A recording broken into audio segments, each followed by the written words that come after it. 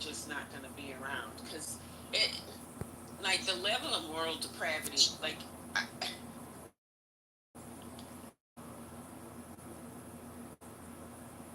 Trump has made it comfortable for them to speak the unspeakable.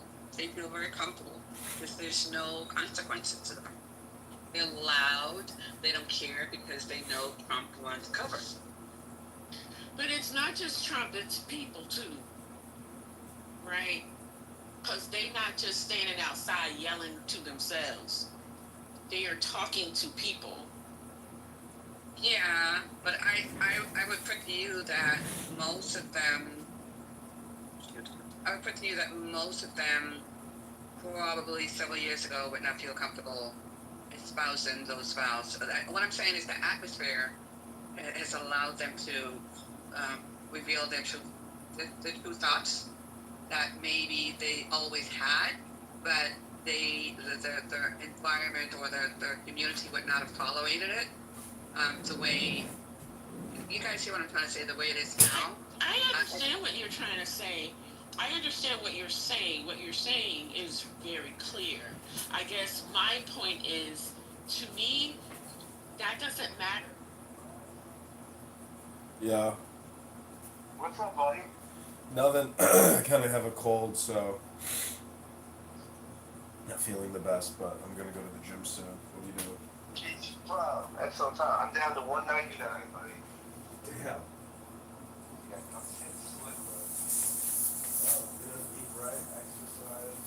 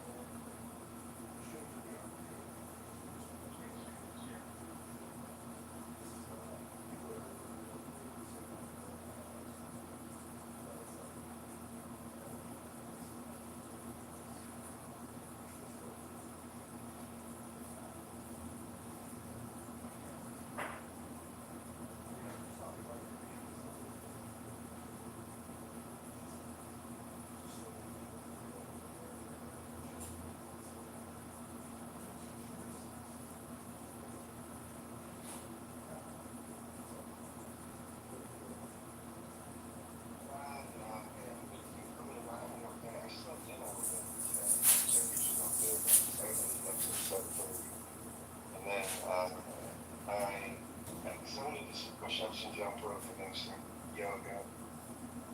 Supposed to record a podcast. Dude, I had a New York Times reporter on there, but she was amazing. Really? She writes for the Leaving Project. It's all about like American religious life and trends and spirituality. She's amazing, man. Pretty hot too. Ooh. Yeah, she's smoking on it.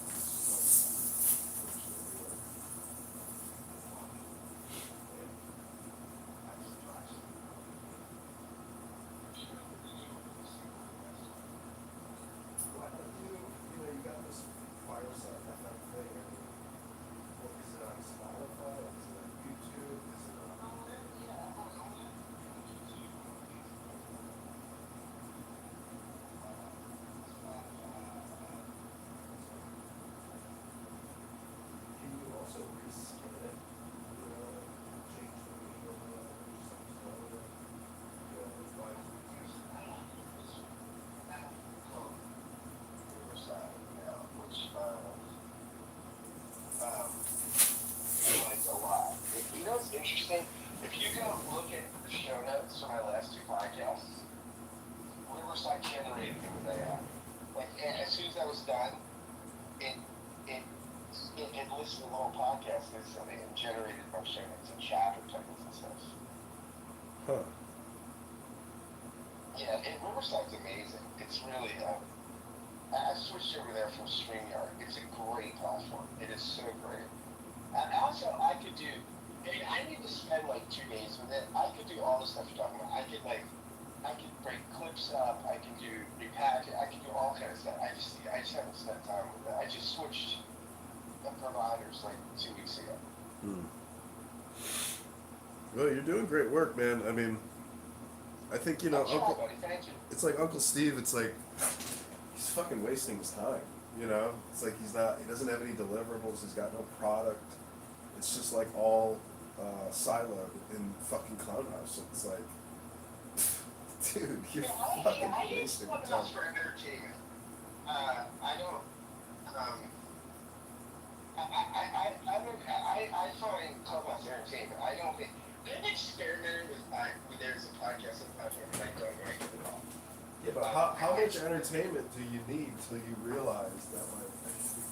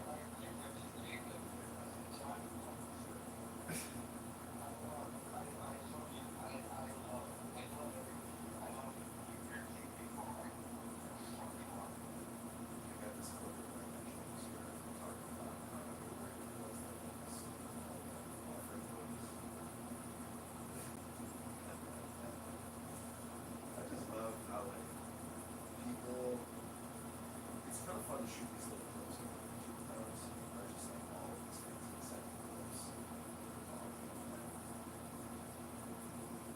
I don't know, man. I'm from like a military background, and I feel like if this country is as broke as it is, it's like I don't know. Who knows what like life will be like in 10 years or something. I don't know. I'm not worried about it.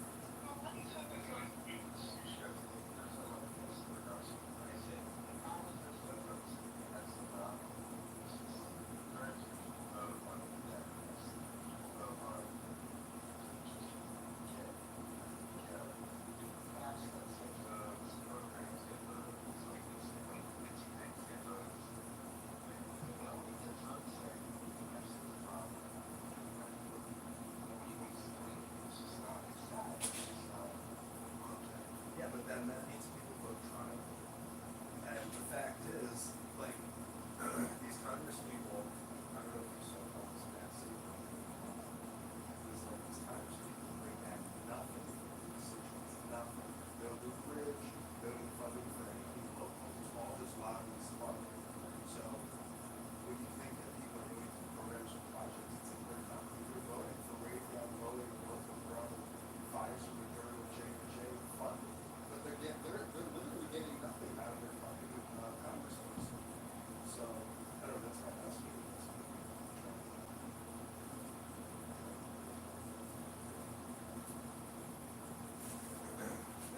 That Massey interview is really, really, I don't know, I'll send you the link.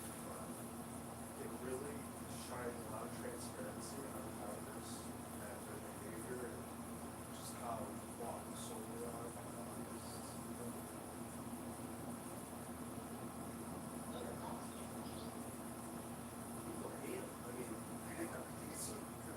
Trump flew by you in a heartbeat, and then Massey posts, it's like, oh, no, Trump hates school, this is his letter of endorsement to security. I think the general is this populist versus traditionalist sort of side side where you know GOP, right? And like, look down it. I listen to Steve Bannon's podcast.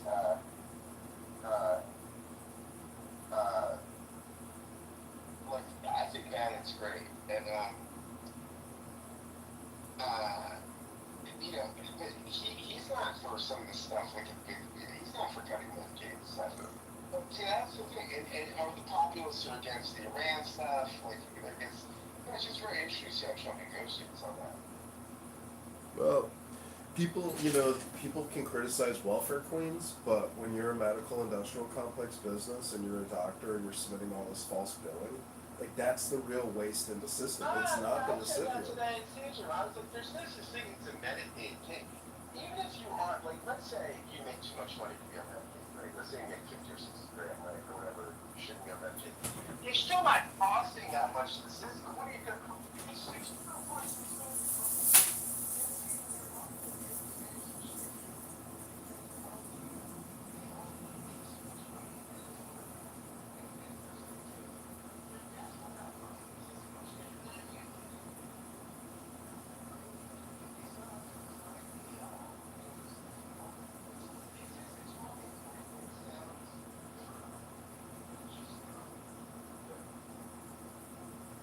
I know most people are just completely, I don't know, like, I have recorded so much Clubhouse that if you go and you listen to anything I've recorded, you realize how stupid everybody is and how delusional they are because it's like, I don't know, the value of the dollar is completely degraded. Like, we've gone the opposite course as a nation, you know, in terms of what we should have done. Like, there's a lot of European countries that are not in our position and are very well off, like Norway, etc. Yeah, absolutely. Even Germany means better than that. I don't know. There's a lot of dissatisfied Germans. Like, the immigration issue is a big issue for Germans. They're like, what happened to our country? And like, I see. And the immigration thing is, and I would say the problem with the German immigrant, the advantage we have with our undocumented people is they at least like America, right? They're Christians. They're coming from the global south. They're not Muslims. They're like, no, man. I mean, that's the European immigration problem is bigger because there are people that hate their culture and they're bringing them in. This is the funniest thing to me is that, like, people, you know, like, you could listen to Pepe and all these other rooms where they shit on Muslims all day long. But the funniest thing to me about, you know, very conservative or strict Islamists is that they're super conservative. They don't, you know, they don't believe in any of this LGBTQ stuff. All right, exactly. Plus, they're polygamists. Like, it's actually, you know, from like an alpha male perspective, like, this is why Andrew Tate is a Muslim, because it is alpha male, and it's completely against our Western system. But our Western system in itself is a problem. So it's like, I don't know. I'm just saying, it's just amazing observing people communicate. Like, right now, I'm listening to Politically Correct. With Patty and First Lady and the Doctor and all these people, and Right? yeah, and it's just so low IQ, and they can barely put together a show and string it along because it's just bad take after bad take after bad take. At least Uncle Steve has alternative positions and contrarian positions where it's an actual conversation. That's what I like about Gary's room and Steve's room is neither of them are echo chambers, right? Right. You come on there and you can have a dialogue, you can voice the setting. There's no party line of the show, which I like, right? I mean, this is what I find about Ben Mendelsohn's room. I think that room is so low IQ, dude. It's a left-wing low IQ echo chamber. That's why I was really stopped going. Like, you can't stand it. What I don't understand is where do these people think the money comes from? Like, it's supposed to come, all this funding is supposed to come out of our income taxes. It's supposed to come out of all these taxes that we're supposed to pay in, but the whole economy is 40% borrowed. So it's like nobody is aware of essentially the financial catastrophe that we are living in. And you know, Obama had that Simpson Bowles commission, right, where the Blue Ribbon Commission on the deficit. And they made a bunch of, you know, the co-chairs, Republican and Democrat, and they made they laid out a pathway to deal with this stuff, and they just put it in a drawer. Everybody ignored it. Because nobody wants to deal with deficit. Yeah, it is a catastrophizing thing, but just nobody wants to deal with it until we're forced to. It's like crashes down around us. You know, all these corporations that don't pay any tax on their profit. It's like, okay, well, if they start taxing Google and Microsoft at a fair and just rate, okay, well, then you can see like 40% of their stock deteriorate. So the whole system really is organized for the investor, or for, you know, the ultra elite rich, the top 1%, because it's all, if we were to actually tax these corporations I don't know, it's just so, like I saw somebody post on X the other day. It's like the first governor that restricts property taxes will be a national hero. Like, is there not one fucking state in the country that can say, guess what, everybody, we are outlawing and disallowing property taxes in this state? Like that, like we've become so conditioned to this property tax that like we need breakaway states to say enough is enough. We can make it work without property taxes, you know, and then that Yeah. state will boom. People will flock there and build huge developments. Um, so there's a lot of ways to game the system, but we have to have people willing to game the system instead of just like doing the status quo. We need breakaway leaders that you know can innovate and bring a fresh perspective to the situation. But anyways, I mean, yeah, guys like Dr. James, it's like, Cocksucker.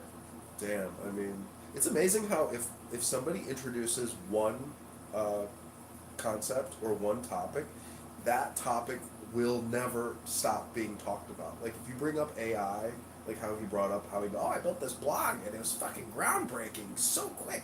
It's like that dominated the conversation, you know. So it's like it's interesting how you can put in one comment and that comment determines the rest of all future conversation.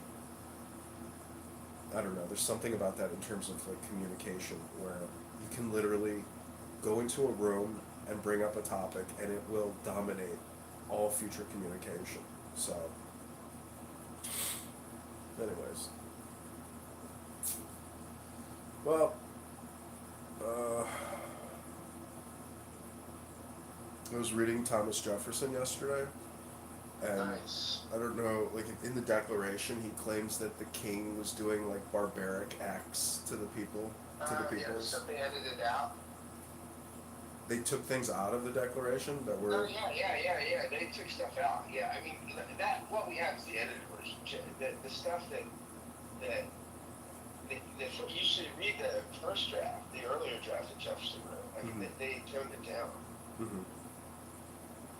I wonder like what the actual crimes against humanity were and how much, and you know, like was this just like the piggy bank for people overseas to come here, root and you know, rob and loot and cause chaos for people here? Well, you know, one of the problems I've read from this period is that, like, basically, you know, the taxation without representation stuff, it was so frustrating because we were subsidizing the other sort of nation, the other global escapades, right, in Asia, other parts of the world. Yeah, you know, by the beginning of the 20th century, the British Empire ruled 1 in 4 people in the world. Mm-hmm. 1 in 4 world citizens, you know, were citizens of the British Empire.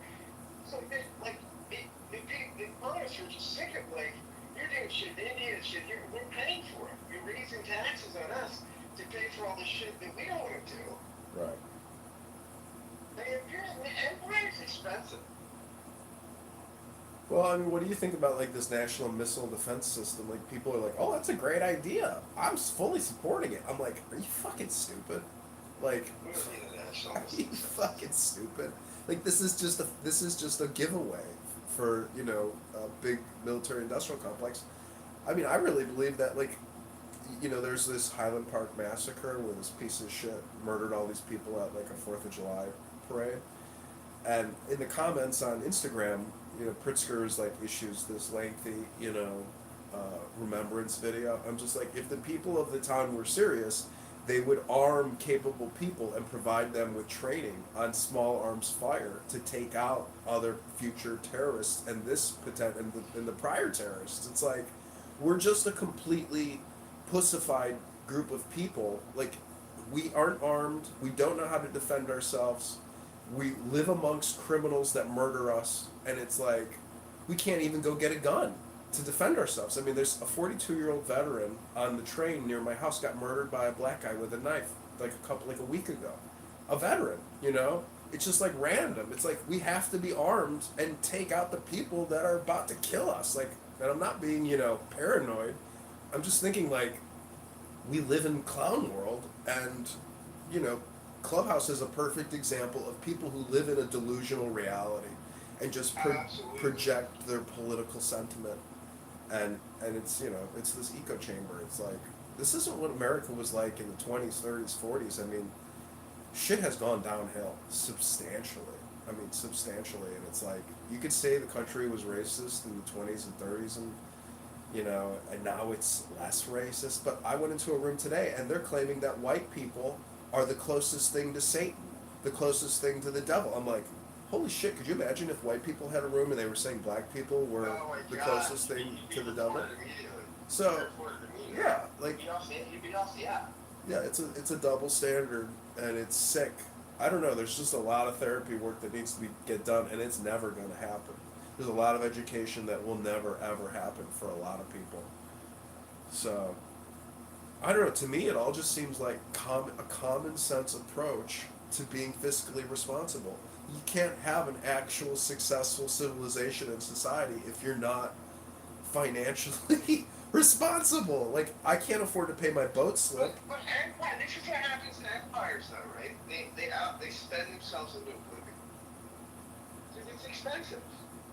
Yeah. Empire's deficit spend, man. I mean, we're a non-traditional empire because we don't have like colonies per se, right? But we just have bases everywhere, right? Yeah. And it's just expensive. It's expensive to be the world's policeman. It's expensive to subsidize the entire free world. You know, it's just, and this isn't like an anti-American or anything. I think we've done, I think our influence has done massive good for the world. But you're right, you can't afford that forever. I mean, why we are even in the position that we're in now blows my mind. You know, like, what were we thinking with creating all this debt? You know, and I don't know. The part of me is like, maybe it doesn't really matter because it's all fake anyways. Like, it's not gold, it's not silver. There's no back end to this shit, and the rest of the world is also operating off of fiat currency. And so, if we do currency manipulation, it's really to the detriment of a lot of international investment. And you talk to the Japanese or the Chinese, they're like, yeah, we hate all your debt because that makes your government bigger and that makes our investments less valuable. So, like, maybe the big beautiful bill is basically like a big fuck you to the rest of the world, you know. And it's like, actually, if we didn't pass it, we would have more problems. But maybe there would be like debt reconciliation, you know, in the future, where countries and the Federal Reserve decide to just like delete the debt and say, yeah, it doesn't exist anymore. It only shows up in inflation, but we're not actually you're not gonna have to repay it because we've compromised, and because you can't repay it unless you create more debt. Like, you can't pay debt by creating more debt. I mean, so, but that's what we're doing. Like, if the national interest is over $1 trillion a year, and we're already spending $1 trillion on the military-industrial complex, and $2 to $4 trillion on Medicare, Medicaid, and $1 trillion on Social Security, it's like, well, the rest of the world just has to eat it, you know. But like, I can't afford to pay my boat slip, and so guess what I'm going to do? I'm going to abandon the ship, you know, and just leave it there and let them deal with it. And they're going to have to auction it off, and they're going to have to sue me or send me to a debt collector. But I already have debt collectors up my ass. So if that's what happens in bankruptcy, where you just abandon ship because you can't afford to pay for it anymore, like, the countries, and America in particular, have that special advantage that the individual does not have. Like, the Congress isn't going away. The Senate, all the Federal Reserve, and these relationships, they're not going away. Like, the only way that this debt ship implodes is if Washington D.C. gets invaded, and that's not going to happen because it's just not. So, like, it's easy to criticize it for political reasons, but we're still in a great position to keep the game going because, like, look at Britain. I mean, like you said, 1 out of 4 people. Like, we're not in that position. You know, I mean, people can't even believe that this immigration or ICE and all the deportations are taking place because they're just like, I can't believe this. Like, we're actually arresting illegal aliens and deporting them, you know, at scale now, supposedly, and it's even going to ramp up. Like, that could be really bad for the economy. I mean, if all these businesses don't have the cheap labor, or just the labor in general, Like, there's just all these unintended consequences. Like, in my opinion, we should probably do nothing. You know, doing less is more, and stop taxing us and reallocate the money back to us, we the people, as opposed to all of these foreign lobbyists. Anyways, it is what it is. All right. Well, anything else you want to talk about? You know, man, buddy. You know what Jane told me? Jane's like, I wonder if I should fix dimming up with my daughter. Woo-hoo-hoo!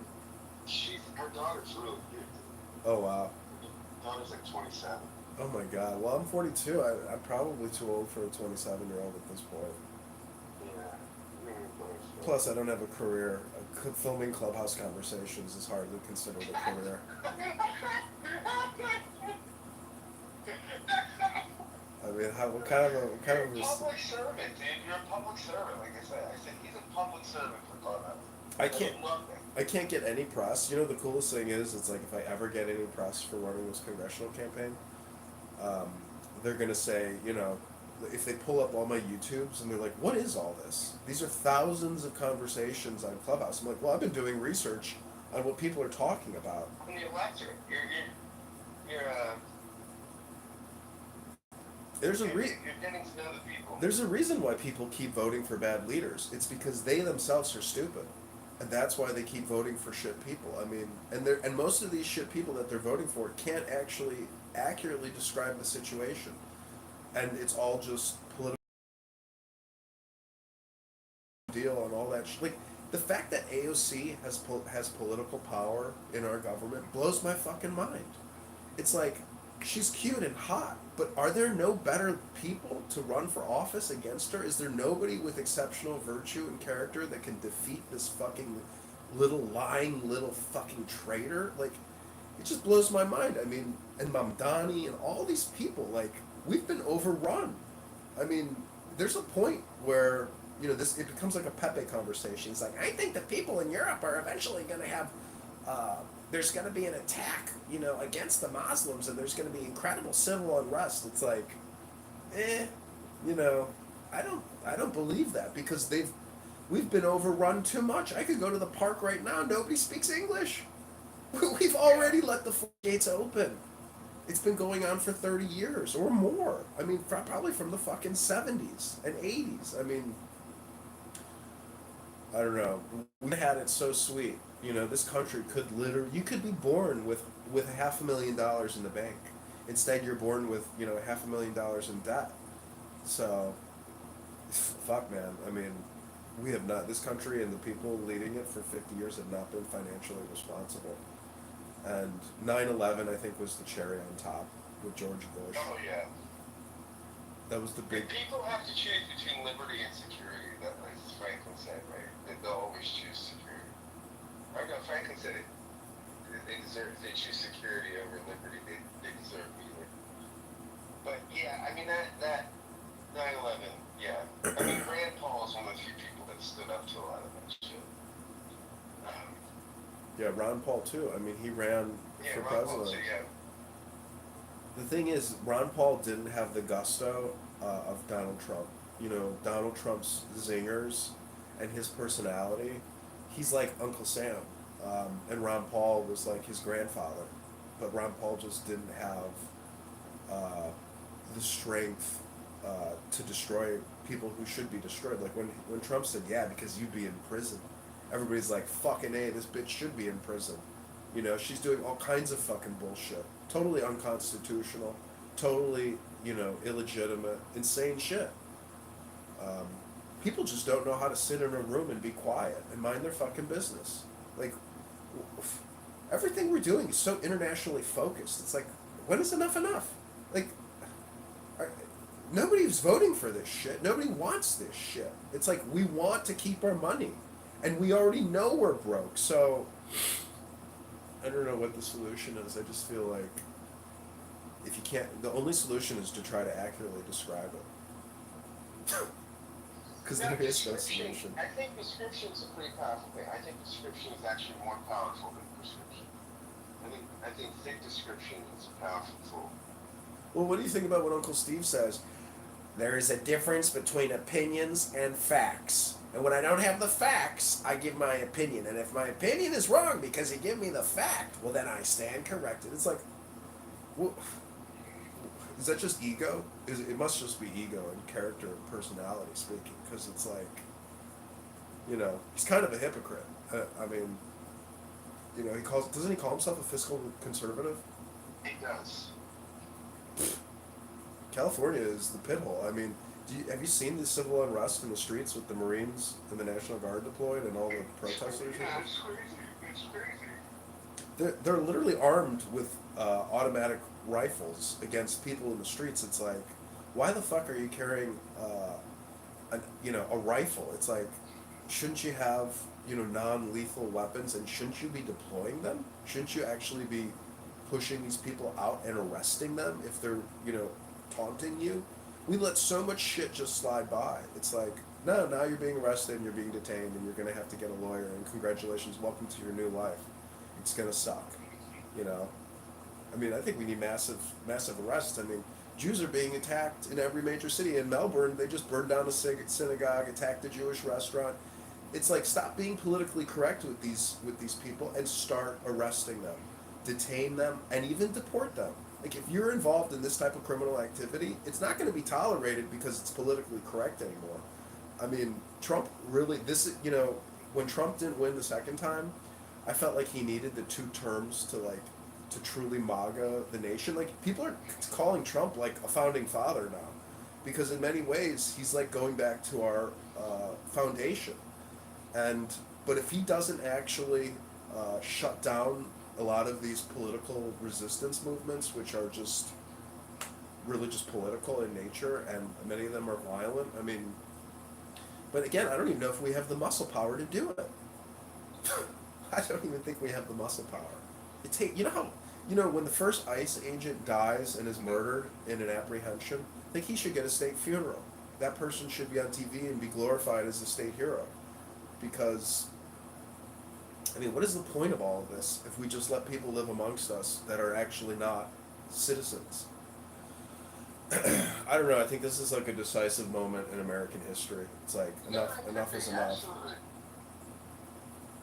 Yeah, the next 4 years, 3 years is like, I mean, people like AOC, Mamdani, the Squad, Ilhan Omar. I mean, if Ilhan Omar committed a crime and actually married her brother, well, then arrest her and bring charges against her. What is the State Department? I mean, what's the DOJ doing? What are they gonna Are they gonna do anything? Are we gonna see anybody for the RussiaGate scandal get arrested for trying to subvert, our government, and the will of the people? Like, if Trump actually doesn't go authoritarian and make dramatic arrests, I don't know. Like, maybe the whole thing is all just about money, and that's really what it's all about. Because Trump doesn't have 2 shits to worry about. He's gonna leave office and he'll be richer than he's ever been. So, maybe it is all about his family, his legacy, his money, his security, and not like the actual average American who's getting fucked over every single day by the past 50 years of policy. So, and I don't want to be an extremist, but I feel like we are in a situation now where if we're not extremist in response, there's no way to go back on what has happened to the country. So, I don't know, those are my opinions. I like that, buddy. Not facts. Alright, we'll have a... Yeah. You're a force to be reckoned with on the app, buddy. So are you. I mean, but it's a fucking joke. Like, I read a book last night, and I read a book for like 2 hours last night, and I recorded Matt Cool's room, like a MAGA room with Pepe, where he's, getting in fights with black people. And Pepe was on the app for like 12 hours yesterday talking, maybe 18 hours talking, non-stop. And I'm just like, I cannot believe that people will give up their whole life to talking on this app. And I pick up a book, and the joy and the knowledge I gain from 2 hours of reading compared to like actually listening to somebody on this app speak, you realize that there is absolutely no reason to spend any time listening to anybody on this app. It's so stupid. Like you said, it's entertainment. But the thing is, like, at least I'm packaging it or I'm trying to. Like otherwise, like this is an insane asylum, you know, for low IQ people who can't figure out what they're doing. Like look at Dr. James. Imagine going to Dr. James for psychological treatment. Like he's crazier than the people who go to him. I can't stand that guy, dude. I can't stand that guy. He's like my least favorite person I have. There's He's a a self-righteous prick. There's a lot of people like him in this world. I mean, I've dealt with psychiatrists, I've dealt with psychologists. Some of them have good information to share, but most of them, they can't actually help you because they can't read the book and put it in your brain. You've got to read and become educated if you are having psychological problems. I mean, there's a lot of information to contend with, and like if you don't have the IQ or the comprehension, like you're not going to get the therapy you need by talking to Dr. James. I don't know. There's just a lot of charlatans. There's a lot of fake ass people out there that they don't really give a fuck about you. It's all just about their livelihood. Yeah, it's bullshit, buddy. Well, I'm gonna do my push-ups and then do some yoga. Are you doing not free weights, but machine weights? No, dumbbells. I'm doing this program. You know beach body programs? Yeah. Yeah, so Shanti has this new program I started recommending called Dig Deeper, and it's not it. It's circuit training. It's amazing. So I'm doing that. It's a 5-day-a-week program, and then Saturdays I just do push-ups and jump ropes and some yoga, and then Sundays I just jump over and do some yoga. You know, the circuit machines, like I go to, like those machines are really tuned to like specific areas of the body, and Yeah. but yeah, mixing that with free weights is like a full 360. But I really like going around the gym and using all the machines because it like forces a specific movement, and it's just like it dumbs it down for you. You don't have to think about anything. It's like go to this machine, go to that machine, go to this That's machine. what I think about this program. I just follow it, like it's just 5 days a week different weight routines, it's great. What do you think about girls that don't give you their number prior to a date and they say, I only give the number after the date? I think that's fucked up. I find that to be very annoying, you know? I hate it. Because And that, if you're concerned about privacy, just get a Google Voice number, who cares? well, I've just had very bad outcomes with women that don't share their telephone number. It's almost like you are an experience for them and not an actual person, and Yeah, I they're, think it's bullshit. I think it's fucking bullshit. yeah. I was gonna go on a date this afternoon with this girl, and then I have a cold, so I canceled on her. I said, by the way, do you exchange telephone numbers prior to the date? She's like, no, I've had too many issues with people figuring too much out about me prior to the date. Oh, fuck that. I mean, she's highly neurotic, like, like, I can't stand women that, like, demand a schedule or demand, like, I don't do anything impromptu. It has to be scheduled in advance. It's like, okay. I don't think there's a reason why you're single. It's because you can't be impromptu. It's because if you're so highly scheduled, I don't know. To me, it's like dating is, I don't know. It's like when I was younger, it was maybe more focused on like finding a match and getting married. But now it's kind of just like avoiding people who are very obnoxious, highly neurotic. And when a lot of these women who in their profiles they say, if you voted Trump, we are not a match, immediately unmatched. I hate that. I don't like that ideological sort of thing, but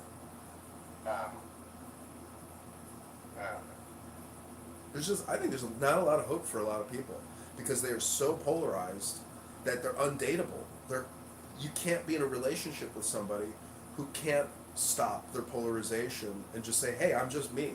Like, can we just have a breakfast and not be, polarized? It's like, I don't know, there's just a lot of people who, because you're on this app and there are so many political conversations, in the real world, I don't want to have political conversations, because this is like work. you know, for me, this is like work. And if I'm going to be with somebody who wants to have clubhouse conversations in the real world, I'm just like, yeah, this isn't going to work because I don't want to talk to you about this shit because I do this all day long. It's like, if you want to talk about this shit, maybe you should download Clubhouse. I can talk to you there about it. But in the real world, I'm not interested in talking to you about any of this stuff. But I don't know. I'm just trying to figure out, you know, is it a me problem or is it a you problem? It's got to be a combination of both. But, anyways, all right. Well, have a great day. It's good chatting with you. You're my man, buddy. You are my freaking man, buddy. I think you're doing great work. Don't stop. I think you're going to have some success Thanks, doing buddy. what you're doing. The feeling mutual, buddy. Thanks. You're a public servant. I'm trying to be. I'm trying to be. Okay, take care. Bye. All right, buddy. I'll talk to you later. Goodbye.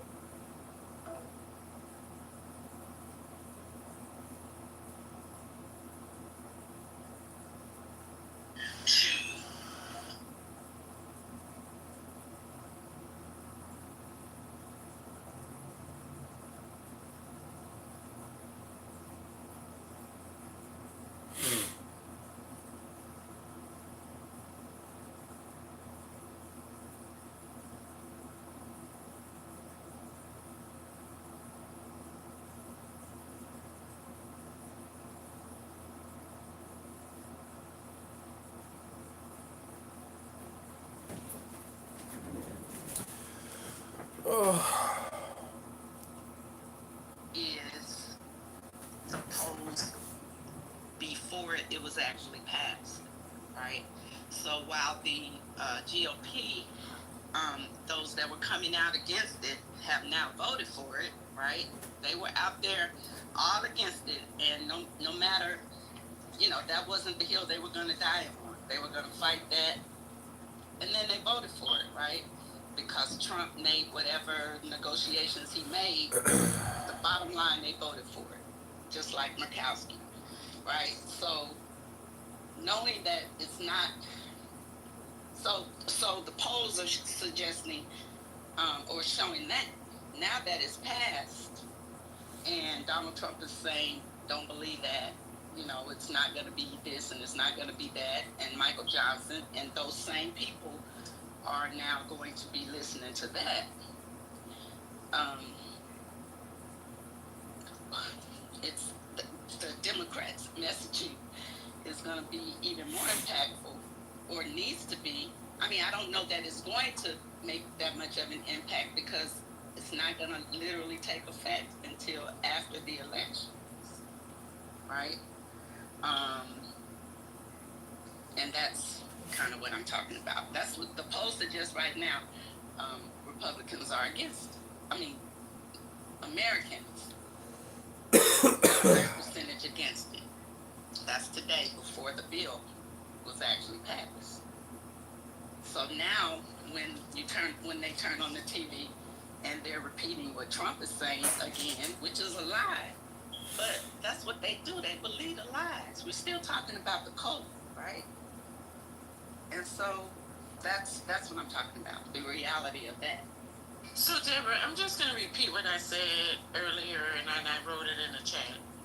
I think the people who are the so-called Democrats, and that goes from people on this app to people in the media to people on social media, they should spend their time critiquing the GOP as messaging instead of evaluating the ineffectiveness and how Democrats could do better. Because that is part of the messaging ether too. You can't have your people out here,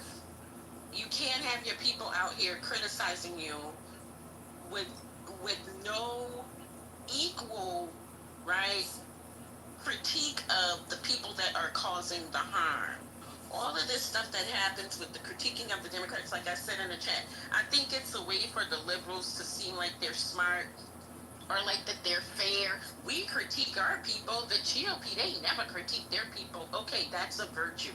But what good is it doing? It's not, because you're filling the conversation and discourse ether with all of that stuff about how the Democrats aren't doing anything. And and people need to pressure the people who are also in the media to get them to stop repeating the Republican talking points, the GOP strategy, and the Trump commentary on what the Democrats are doing, what they're not doing, what the Democrats did before, and all of that. So I think people power is the place to start, like with the mess. 100%. That's what I was trying to get us to see. So yeah, I agree with you 100%. We gotta stop talking about what we're not doing. Um, because we're doing everything we can as Democrats. Or, they're doing all they can. So I agree with you.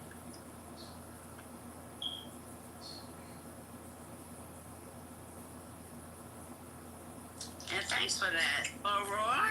Thank you.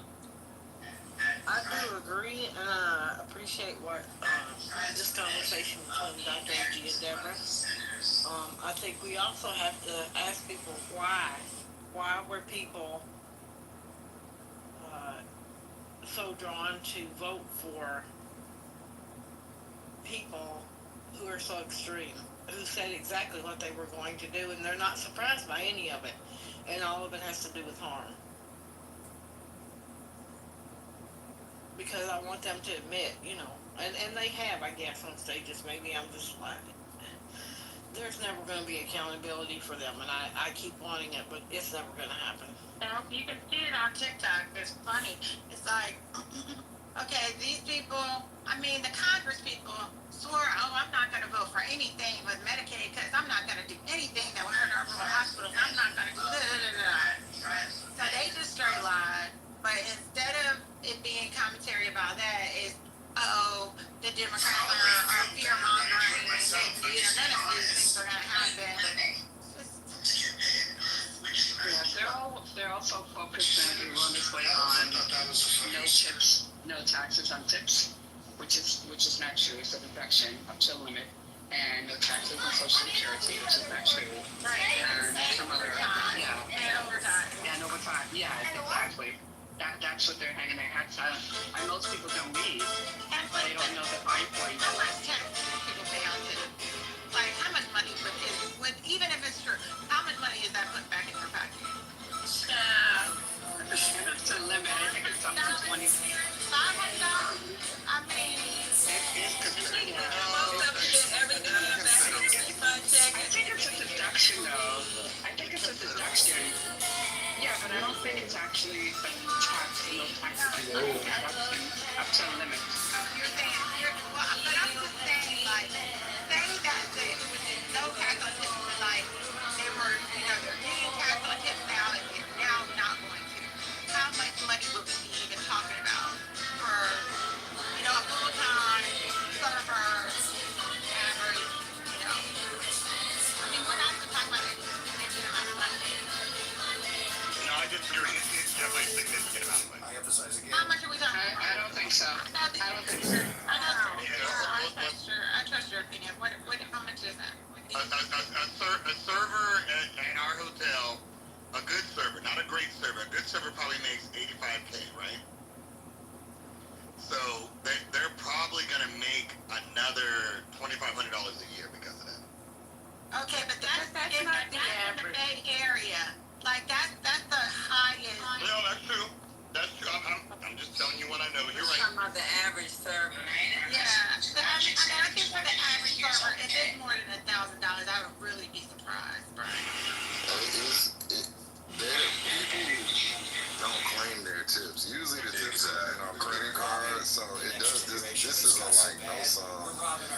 They did this on purpose, but then so it's like just sounds good, but in reality, people don't really claim their tips because that's how you make their money. That's like take home change. Just so people get taxed off what they pay. And I know in Georgia, the base for a server is like $213.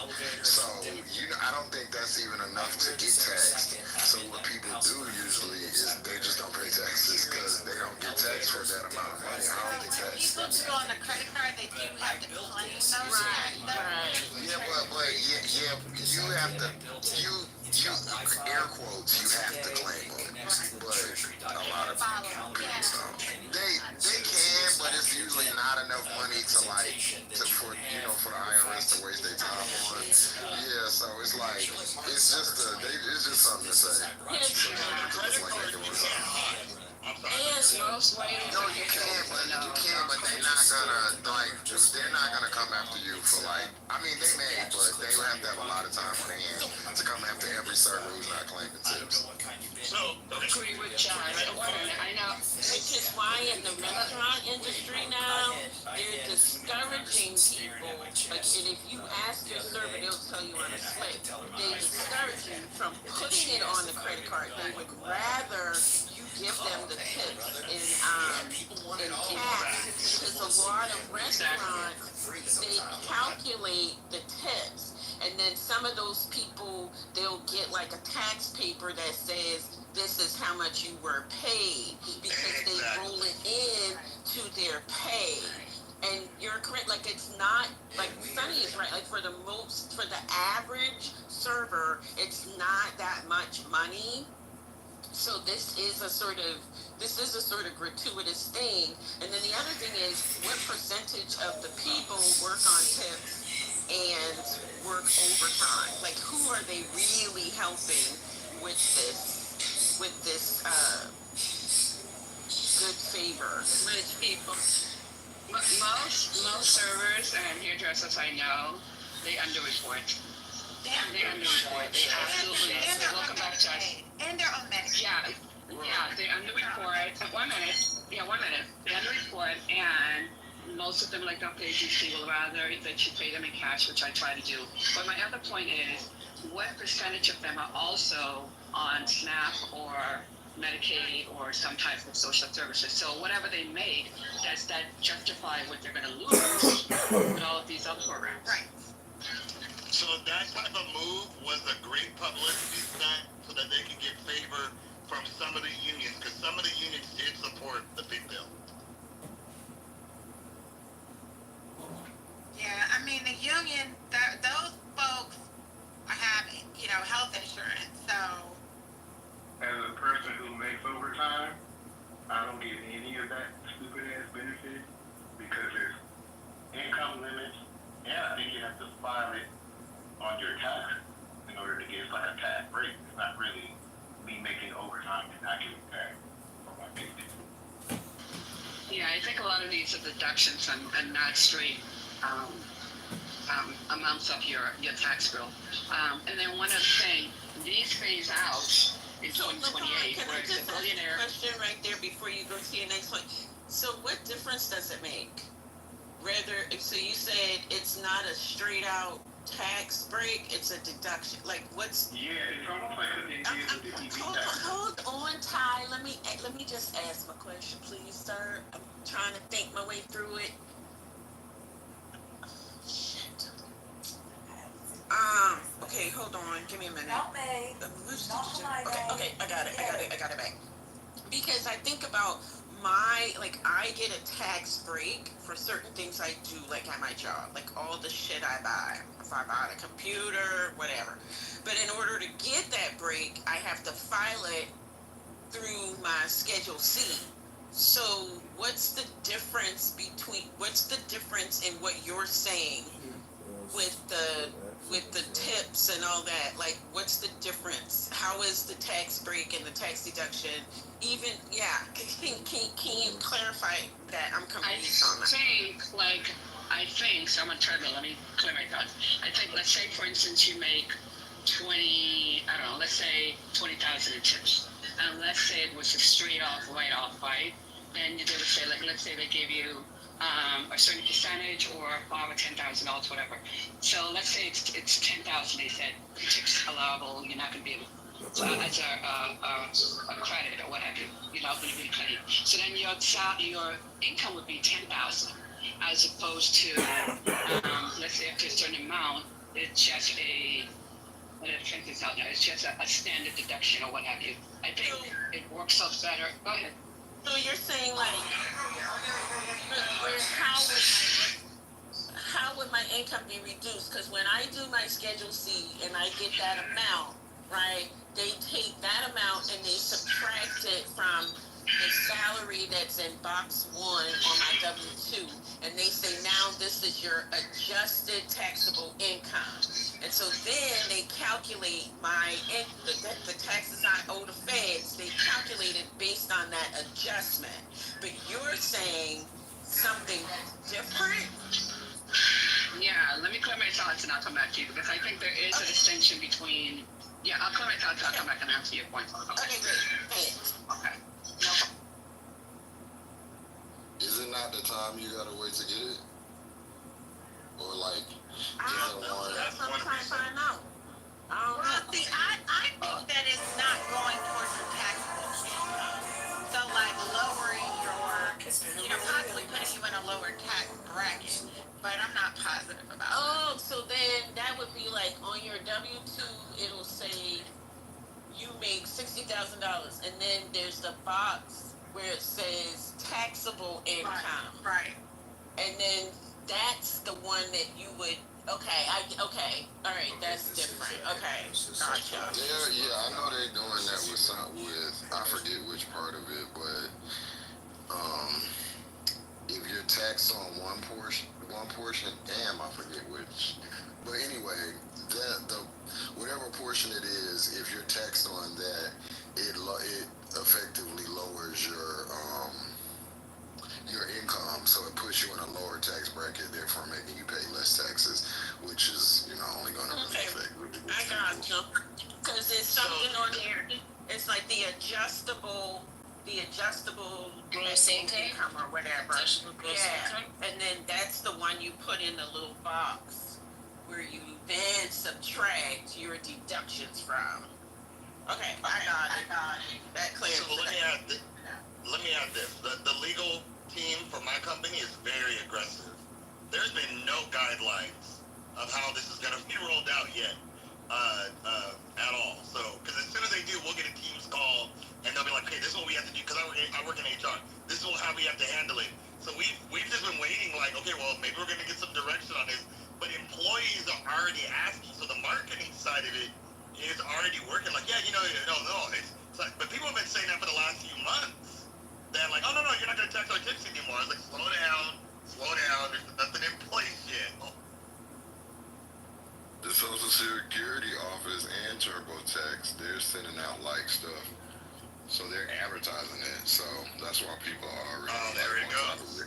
But it doesn't go into effect until 2026, I thought. It doesn't, but y'all didn't get it from like. I got one too.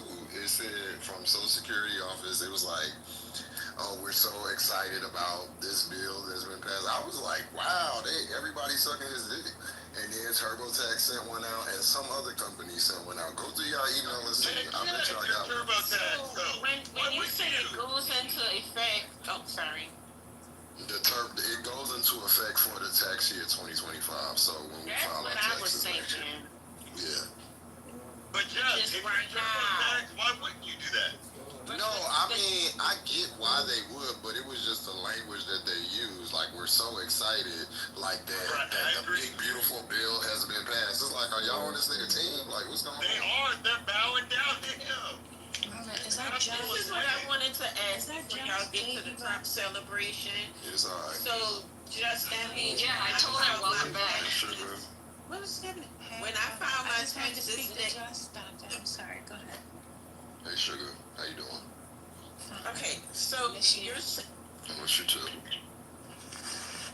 Firstly, I'm in the room too. so you're saying, hold on, Brian. I'm sorry. Let me just before it goes somewhere. So you're saying when I file my taxes next May 2026, if I were a tip worker, this thing would be in effect then, correct? Or is it I have to file my tax in 2027 to get this benefit? Can you say that part one? It goes so next year when we file our taxes in March or whenever it's due. We'll be doing it in 2026, but of course it'll be for the tax year that's going on now. So Right. the money we making now is gonna be affected, as from what I know. Okay. Now I could be wrong, but that's what I read. Okay. So that the tax part is it's affected immediately, but the cuts part doesn't start until 2026. Gotcha. Right.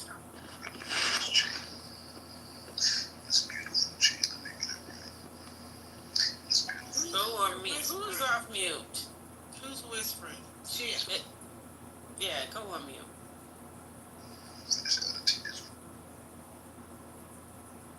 I will add that people that also work in restaurants and other positions are complaining because don't they share like tips with certain like the bus boys and all that other stuff?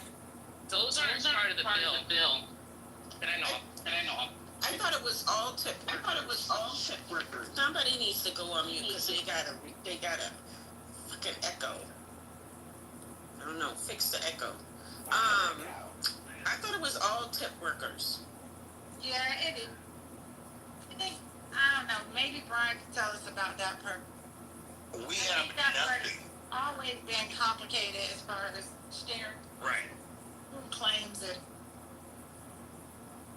Yeah, but I'm confused. LaVon, you said it was an above the line deduction or below the line deduction? We get up to $25,000 deduction, and it phases out after an income of $150,000.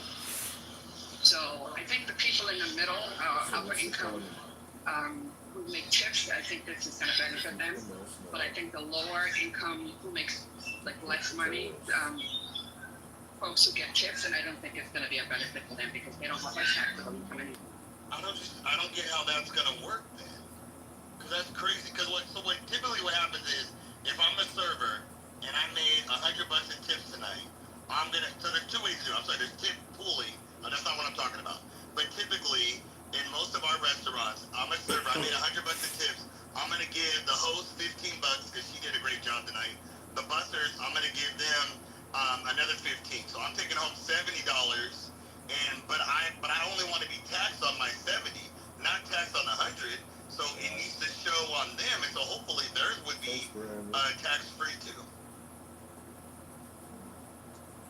Yeah, I don't know who asked the question, but most restaurants and bars, the wait staff tips out. Yeah, that was it. Bartender, the busboys, okay, yeah. Now, what's going to be interesting is, like, in Oakland, which I don't work in, I live in, they have a lot of places that don't do individual tip anymore. They do a flat percentage, and that percentage is split among with the staff. So I wondered, does that make that tax free also? Yeah, so most restaurants they do that. Like they and it cuts people from giving money because they'll put the tip in. Like I've been to a few restaurants where I see where they're saying, "Oh, we're adding this gratuity or whatever." Like exactly. What? Since when? But then that reduces the amount that the people will give in addition. That hurts the servers, I think. But So yeah, this is the final thing I'll say to the issue of how's it going to work out. These people don't think about that. There's no practicality in this. And they're going to be 46. That's why TurboTax is on it, because TurboTax knows there are going to be 46 different ways that you can do it. And most of the people who would benefit from it, they're not going to be able to figure that out because they doing easy tax. They doing the easy form if they're doing taxes at all. So it's illusion. It's just it's a scheme. It's to make you feel good about something, and then it doesn't even manifest in the way that it should. Wait, and also you could have filed your taxes for free directly with the IRS. I think the program started last year, or I think it's been in place 2 years. Trump just ended that program. Yep, and he ended a whole bunch of stuff with TurboTax too. Yeah. So wait, he ended stuff with TurboTax because TurboTax benefits off the direct free file being eliminated. What TurboTax does is every year they make the threshold for what you can qualify. I usually work for them seasonally. Every year they squeeze it tighter to how many lines you'll be eligible for free. It's down to like 3 lines. Like it basically is not free unless you just have a very very basic job. Very very like any deductions, any kind of line by line, you gotta pay. Yeah, but I think Finish Light, I think they donated to his campaign, and then he did that rule where you can no longer file for free with IRS, which directly benefits, because then more people will be filing with TurboTax as opposed to filing free with the. Right, and it directs them because what they do is TurboTax is the biggest scam. If you can do it online, just do it online. But they direct because they advertise it as free, and it's like one of those things where it's like, oh, you get this for free, and then you read the fine print, and it's like, yeah, but we gonna charge you $39 a month. It's never free. People be having like McDonald's jobs and can't get it done for free. So unless you are like a kid, like if you working like a summer job or something, then it would be free. You have to have the most basic of life. Yeah. Well, But on TurboTax, even if you don't, and I'm gonna just say, I advocate for TurboTax because when I had my audit, TurboTax fought for me with the lawyer because I bought the audit thing. They got me the lawyer and everything. So I'm down for TurboTax. But anyway, to your point though, Jazz, you're correct because I do, I have deductions and stuff for a bunch of things. And they have increased the cost on how you can do your compound taxes. Yeah. And it's almost as if it seemed to me this year when I did it that the more deductions I have, the more it costs. Yep. So yeah, they did do that line shit Every year. Yeah. Because I've been doing it. Yeah. I've been working for them seasonally for like 4 years. Since after the pandemic. Every year, some people I talk to again, from last year, they were like, it seems more expensive, or it seems like last time, but they closed the whole. They'll always have a free version, but it's gonna be so skimp, nobody will be able to qualify for it. But that's why I'm to a different one last year. I gotta go look what it's called. But it's just H&R Block. no. It's like it has the word free in it, but it's not free either. I want to say it might be like free tax. So I'm not at the computer right now, but See, I know about colors. It's red, white, and blue. It has like a Yeah, I know exactly what you're talking about. Yeah. I forget the name of that. And they went and they poured it over because I've been using TurboTax since like 2005. So I had like hella records in there because it makes it easier for me to just it pulls your last year stuff and all this stuff. But it was able to import all my stuff from TurboTax and everything, and it was way less expensive. Yeah, and then with the one good convenience about TurboTax is almost all companies and jobs work for them. So you can almost just pull your like if you work for any general company, they'll like post it, and you can just pull it. So you don't even have to get the information from your job or whatever. Correct. It's already there. You just download even it. your It's bank. like they already have. Yeah, they already have. I don't know how, but they already have it. They So it makes it super easy. In with the people into it or whatever they're in Yeah. into it, and they do all that. And they work through your credit report, like So it's very like convenient, but it never be free. But especially if you got a whole bunch of lines. It's free tax US. Got a thing from them because I guess they want to get all the TurboTax customers because I got a thing from them about the tax preparation. I was like, this looks kind of, I don't know, but I might look into it now. Look into it because I was happy. Yeah, that's funny especially because I do all of my clients' taxes on free tax. My free tax USA, like New York has a special link that if you click on that link, you go to like New York Department of Finance free taxes. If you Google that, it'll direct you to like 4 or 5 places where you can do tax taxes for free if you get paid under 45K a year. And so I do my clients on Free Tax USA all the time. And if they're over the threshold of the free, I just mail it in. Like I'll prepare it on there and I just send it in the mail, which obviously no one wants to like wait to get their refund and stuff, but it's free and you know my clients don't got no money. And that's how TurboTax be getting you too, because they let people take a loan on their Yeah. return, and it's like they just getting on the top end about it. They got mad at me, I think last year, because they have this thing where you could like, you have to get a bank account through Credit Karma, and then you take a loan out. And if I heard you was black, I'd be like, don't do it. I was like, don't do that, just wait. And they'd be like, why? Just, you don't need that, don't. Just, Yeah, and when you do your taxes electronic, like it All right, hold on. don't really take that long. Sorry, hold on. Someone's streaming the room. Someone's streaming. Oh my God! Somebody's streaming the room.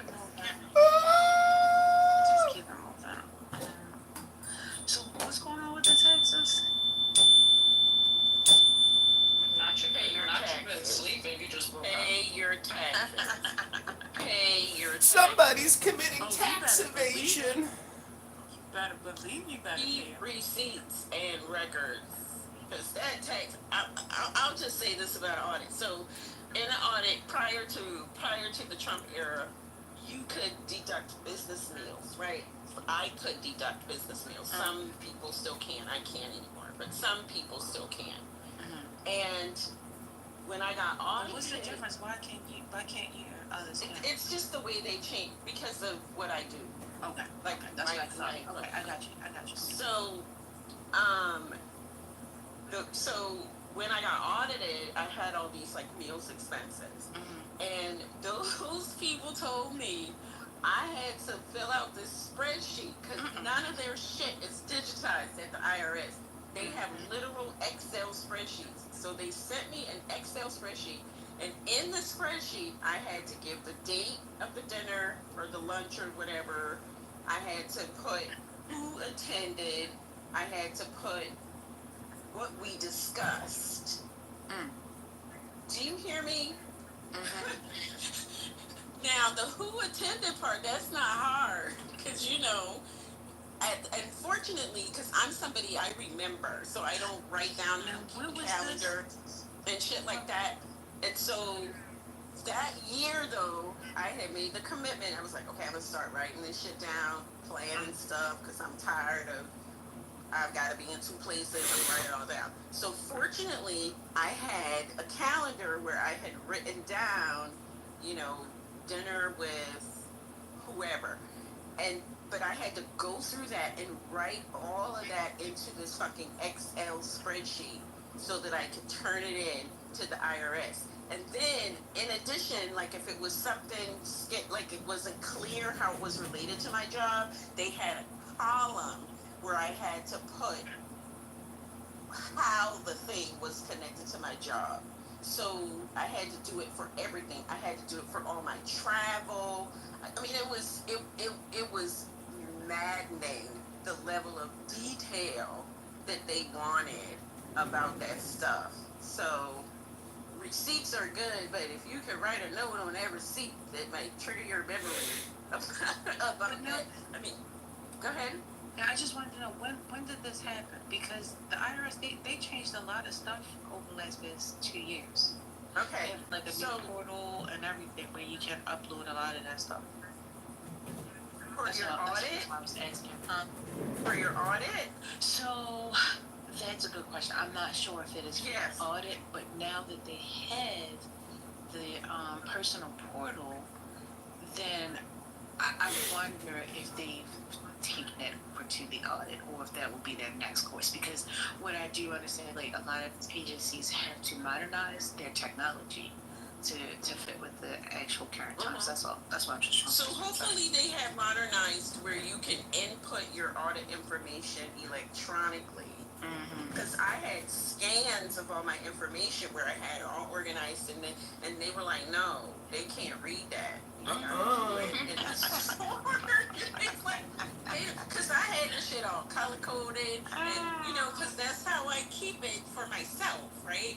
I had my documents, I had it all color coded with my little notes and everything, and they were like, no, they can't read a PDF. You have to put it in this, because they were gonna literally Xerox the stuff. But so my audit was for the year. My audit was for the year 2015, and I did the audit from July of 20. Let's see. They sent me the letter July. Yeah, and they sent me the letter in July of 2019, and it wasn't finished until February. Wow. Of 2020.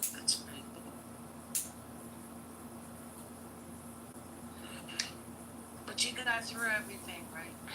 Yeah, I did. And I mean, and that's what I was saying about TurboTax. Like, TurboTax really helped me with that. Yeah. But I don't wish that on nobody. Even, I wouldn't wish that on Matt. Dr. Responsible. I wouldn't wish that on nobody. Maybe Dr. Responsible. Maybe Dr. I didn't Responsible. see that one coming, Doctor. I don't want to go that Hey, far. big sister. I don't want to go that far. Maybe Dr. Responsible, but I wouldn't wish it on Matt. Yeah, that's because that was hell. So pay your taxes, people. Wear your mask. Not wearing a mask. We're going back to wearing masks. Mask up. We're in it together. What's the man who says I'm not gay no more? Candace got their mask on. What's his name? Yes. I forget. And he made he was like, wear your mask. Wear your mask. That shit was so funny. I posted that every day through COVID. You wear your mask. Sanitizer. That hand sanitizer. You need soap. Wash He your was hands. turned for the whole COVID. And then he popped that white lady in the head at the stand-in. Y'all, he did. He was so No, tired. he didn't. He did. She was yelling in her face. What's that? I can't remember. I've been delivered. He had one of them bullhorns yelling at her face, and she turned around and said, "Do it again."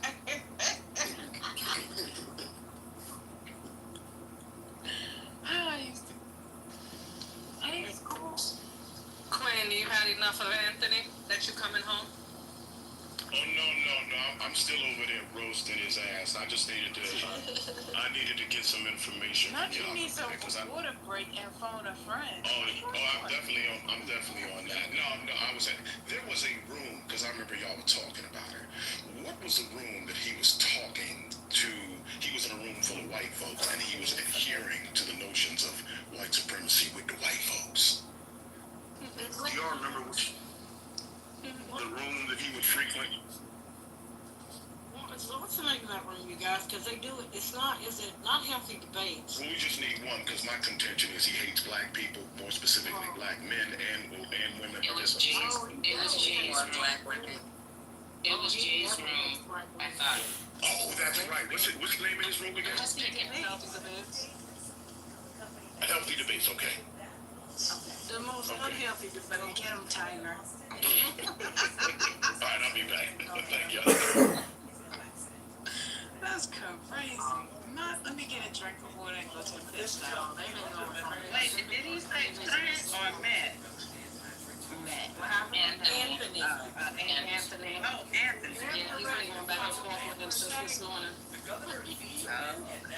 Yeah, but I'm going to tag team now. No. I just want to go.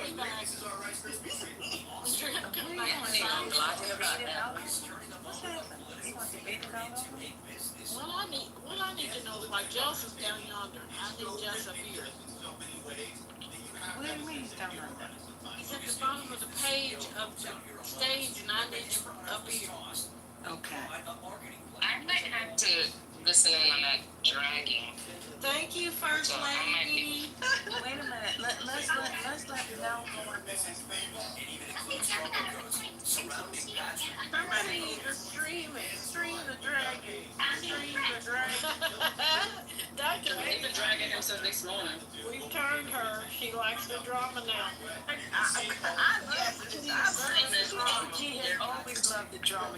Dr. Agency is some of the messiest I love rooms the in East drama Africa. when it's drama. I just don't love the drama when it's facts. That's all. What they thought about all this, we're still waiting to hear back. We've been fighting for an age gate, which means that the products are limited to Yeah, but I'm always down for a good dragon. There's not an outright ban. The final act in Austin. Damn, people got me blocked. I can't even go in that room. Where's the room? Just Where's the room? I think it's healthy debate. They don't come up for me. Daggone it. That's funny, Sam. That's so It can't be healthy debates, because if it was healthy debates, No, it's a PhD. Nah, he didn't go back in. I don't see him. Is it moderate discourse? No, That he's might in, be it. That might be it. he's in bottle service. no bottles. Trent wanna know who Yeah, but Trent, y'all. Who Quinn has his show back up here. I just see Anthony. Okay. Who pinged Trent? He wanna know why he was pinged. He said that? Yeah. It wasn't me. So My what shaky you mean? voice. Well, let's see. Click on the person who sent it. Who sent I'm gonna say invited by. That's invite. Oh no. It doesn't. He didn't click on the link. Well, Trent, we do miss you, so, I mean, maybe it was our energy that pinged you. Just speak for yourself, Mercedes. Thank you. Or maybe perhaps no one pinged him. I said his name 3 times in the mirror. He pinged himself. He could have just pinged himself. You know, it's about 5 of them. You know, a CEO was in here. A CEO was in here and asked for him vice versa. CEO open. A CEO. CEO? Oh. No, I said a CEO, not CEO. What are CEO friends? Okay. Yo, he's cooning like crazy over there. He said, what if they did say slavery is back in effect? What are we going to do about it? What's the room, Gemini? The hell? Gemini, what room is that? Bottle service. Wood. Bottle service, yeah. To the room and their replays only go back so far. But do you remember being a part of a discussion in the healthy debates room? I mean, you can obviously deny it now because I don't have the. I want to know, what are you saying? I'm saying, listen, I'm not. Exactly. So what I'm saying to you is that, and not just one time, but you are in rooms where you adhere to and acquiesce to notions of white supremacy along with white racists. Man, okay, you took my lesson. It's not white supremacy. I know that, right? I think that's not white supremacy. Right. So that's not what we're talking about. So there's nothing to even acknowledge that. So you are often in rooms like that, bro. And you were right. Yeah, it was stupid anyway. But I mean, but the notion that you are in rooms or in spaces talking to people like that. Now you can have any conversation you want with them, but specifically, you are in conversations with white folks who are notably racist people. Having conversations. I'm asking you, Quinn. You're making assertions. Who's notably racist? I'm asking you. See the thumbs over my head? Yeah, but so Quinn. I'm not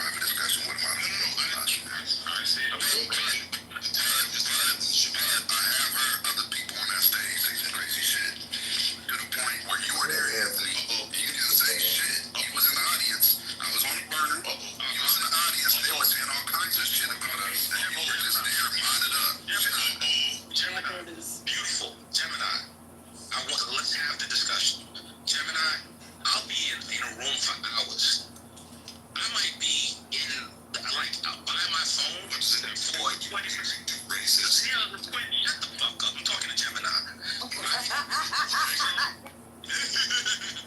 Bitch ass motherfucker. Yeah, anyway. Yeah. I'm gonna have to put y'all in my room because y'all cursing too much. I don't know everything that's being said. This is somebody said that Brad is a racist. You hang up and need it. I gotta eat something. JP is not a fucking racist. That's a fucking lie. I didn't say JP was a racist. No, Gemini. I had a conversation about you with JB. JB was on some crazy shit, and I said, nah, that's not Gemini at all. He's a fair, open-minded brother, and I encourage you to speak to him directly. And he would attest to that. This idea, I'll be on stages with Pepe. I think Pepe is racist. Pepe is racist as fuck. I think Pepe is racist. He's in the same house. He's in the same house as Plenty. Gemini, and I've said this a million times, I have no problem being on a stage with a racist. I have no problem being on a stage with somebody that calls me the N-word to my face. This is not a problem for me. I'm going to combat them with ideas. I'm going to light their ass the fuck up with ideas. I'm not running from people calling me the N-word. This doesn't bother me. There's a white guy on this app that is a notorious racist. And he was talking about his little $400,000 house in Nebraska. And I was like, I would fucking buy the house next door and fill it up with a bunch of black people, homeless black people. I would turn the house next door since your house is a flex. It infuriated him. I don't care about being in a room with racist people. That don't scare me. How's she gonna do that to homeless black people? You're a bitch when I'm not even addressing you. I'm gonna talk to an intelligent black man. I'm gonna talk to an intelligent black man. On stage. So I have to, they're going to be stages that I'm on where white people are going to say shit about black people. And I will be in that room. And I'll be modded up. And I'll listen to them talk shit. Exactly. And if I am near my mic, I will check. Oh, you will. And if I'm not near my mic, I won't check. Say nothing or do you say something? I will check the meat. So basically you're saying that like I said, you faggot ass. So you hear Listen ass. if you hear you people will respond at that. Come on, y'all. Like so if you hear it, you're able to combat it in that moment, like meaning you have access to your mic, you're not away from your phone, then you're gonna give a rebuttal. Yes, absolutely. I'm not gonna just sit on a stage idly by and let a white supremacist rip black people. I mentioned the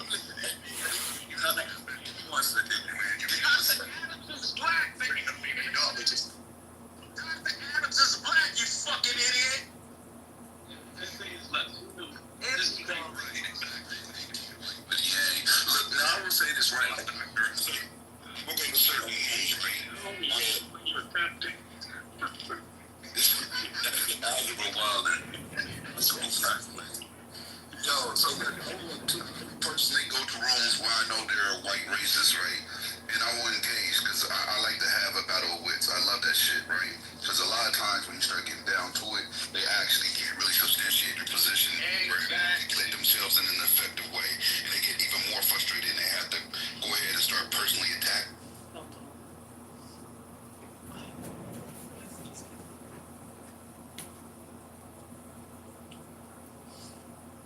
these. And if you're away from, I won't be in that space and allow them to have that dialogue or contribute to that dialogue without giving a strong rebuttal and indicating my position. So, Gemini, I'm there with you, brother. And Gemini, I have and I will continue to. But then what we'll do, right? What'll happen is you'll have black people that come into that space and they'll say shit like, what about the poor black kid that can't read and his parents, they live in a bad neighborhood and, he's surrounded by like gangs and this is the beat. This will be the talking point, Gemini. They're not coming from a point of strength. What they want to do is they want to come up on stage and talk from a point of basis. They want to talk from feel sorry. We need Now, Anthony is going hard, and I'm gonna stay out of it because that's my bro. But I ain't lying. When I go because that's my bro. I just gotta stay out of it. It's just chop me. I'm on his side. No, I'm on his side in this, and on that point. Because you guys gotta listen because that's how it sounds. It's cringing when I go in that room and I hear you niggas be up in there trying to make them white people feel sorry for y'all. And it's cringing. I can't even stand it. So he's not lying. From the outside looking in, when y'all be in there trying to make them feel sorry for y'all, like or fucking, I would never. Like I explaining myself to no motherfucking person. Are you kidding me?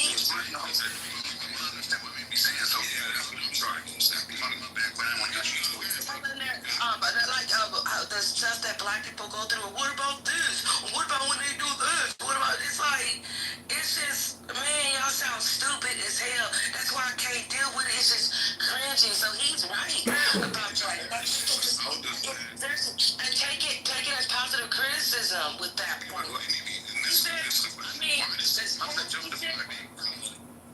justify being on stage with people who are expressing racist sentiment about black folks, even to the extent where they're calling up black folks names, no matter who's in there trying to appeal or whatever they're trying to do.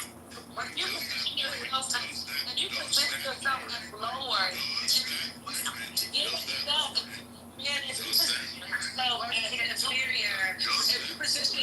if you position yourself as inferior and lower, then yeah, you can be called whatever. That's okay for them.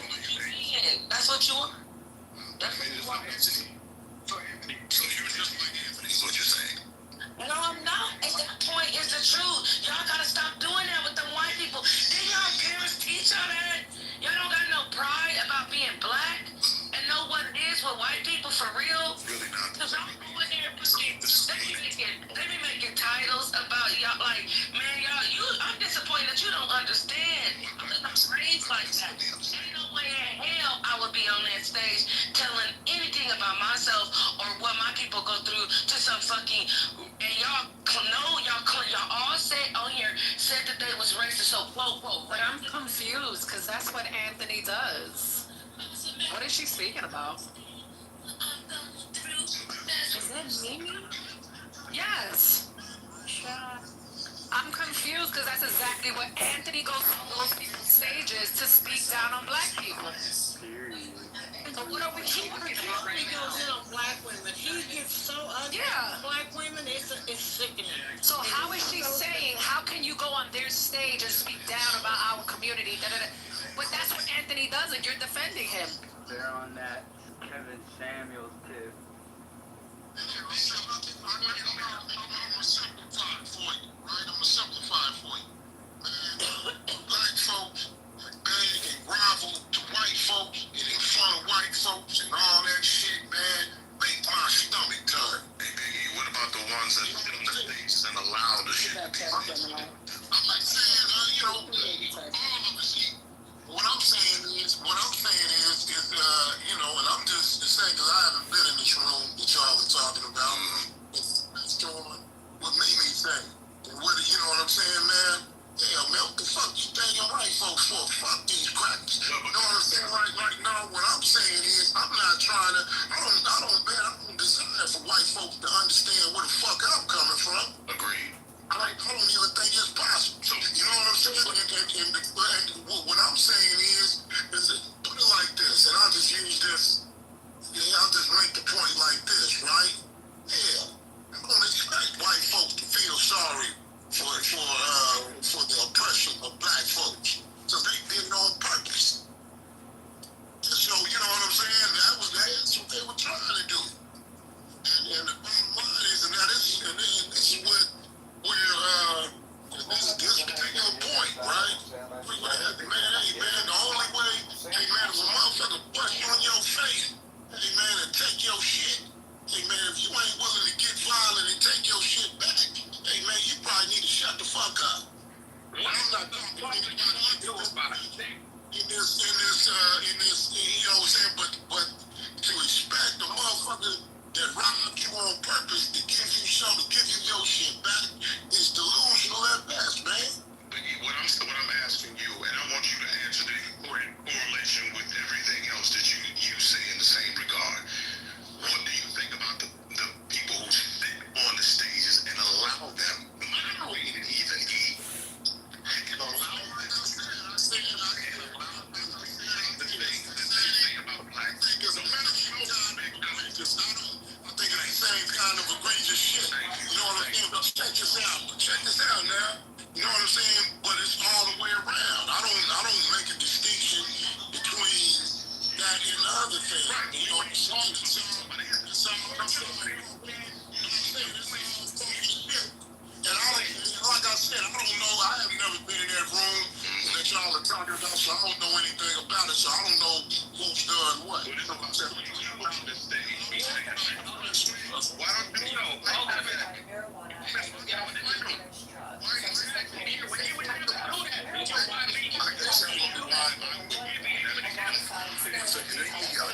Question for Mimi real quick. I need some clarification, right? Mimi and Biggie, actually, the question goes for both of y'all, right? What's the difference between having a conversation where you are informing and defending your position, which I know that y'all are not up to doing, don't want to do it, y'all say it's similar to groveling on some level, but what's the difference in standing on business saying this is what we see, this is what we face, this is why it is substantiated, as opposed to groveling, because I don't grovel for nobody. Give me motherfucking feet. I'll go after Biggie. Well, just, you know, I look at it, what's the point of that? Right. My point is this, right? And I'll just use this. Y'all say it like this, right? If you take something from me, I'm gonna let the gun do the talking. You get what I'm saying? All that old motherfucking, you know, I think a motherfucking intellectualize too much shit. You get what I'm saying? I'm not trying to white folks. I don't give a fuck what white folks understand, because I look at it like I look at it, yeah, they did it on purpose. So what the fuck, motherfucking black folks? Hell, white man, what the fuck? Hell, man, anybody who knows the fucking man in your face. Yo, Dr. Adams, they're calling you out in What's Your Face's room.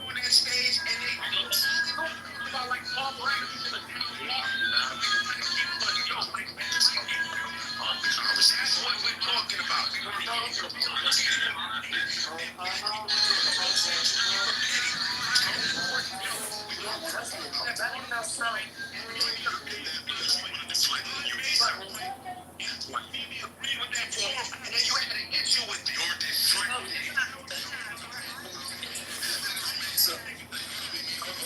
Yeah, Gemini, where I work at, it's like 50 salons in the building. My salon, it's only 2 black salons. It's a guy, this black dude, and me.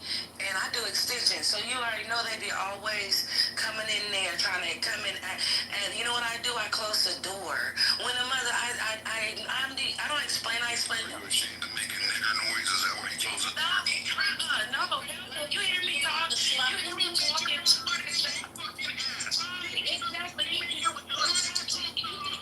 Exactly.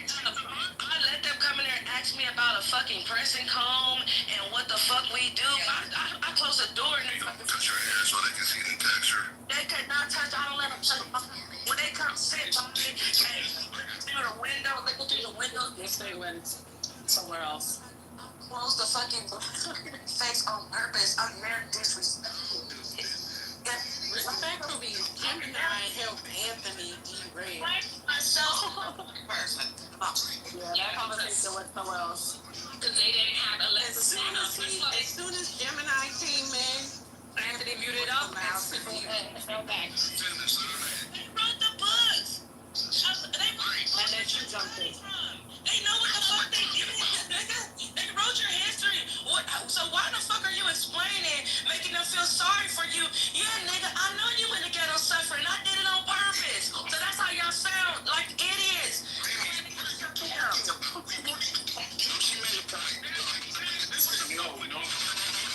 Yo, that's funny because she didn't make a point because she didn't get it. She can the conversation on match. My ears must not want to do. What Mimi said, right? Damn, they threw him down. But look, I understood what Mimi said. But let me ask you this, Anthony. So, if you feel like there's a black person that is They threw him down. They removed him. His mob being they threw him down. from that mixed company, if you will. Yo, I don't believe in groveling, point blank, period. The reason why I gravitated towards the wood, the reason why I pulled up a chair and stayed here was because it's a progressive conversation. We got black people across the spectrum in this room, but the conversation just ain't about down bad black people. It's not just the black people that ain't doing nothing for themselves. There's black That's not even calibrated in the space. Exactly. Because the thing, right? Like, to Gemini's question, hey man, if a motherfucker Yeah, we seen what happened, Quinn. This is crazy. Call women bitches. That's a wrong. Black women bitch. what the fuck is going on? White folks love that shit. You know what I'm saying? White folks love all, you know what I'm saying, stepping and fetching ass, motherfucking coon, jigaboo, motherfucker. White folks love that shit. Look at it. Go ahead and perform. He protecting Anthony. That's what he sound like. Look at it. Whatever white folks like that shit. The point I'm making is, hell, you know what I'm saying? Like, you know, like, man, it's not, you motherfuckers act like white folks are oblivious to that kind of shit. You get what I'm saying? And so, you say, hey, man, you know, that's one of the good ones.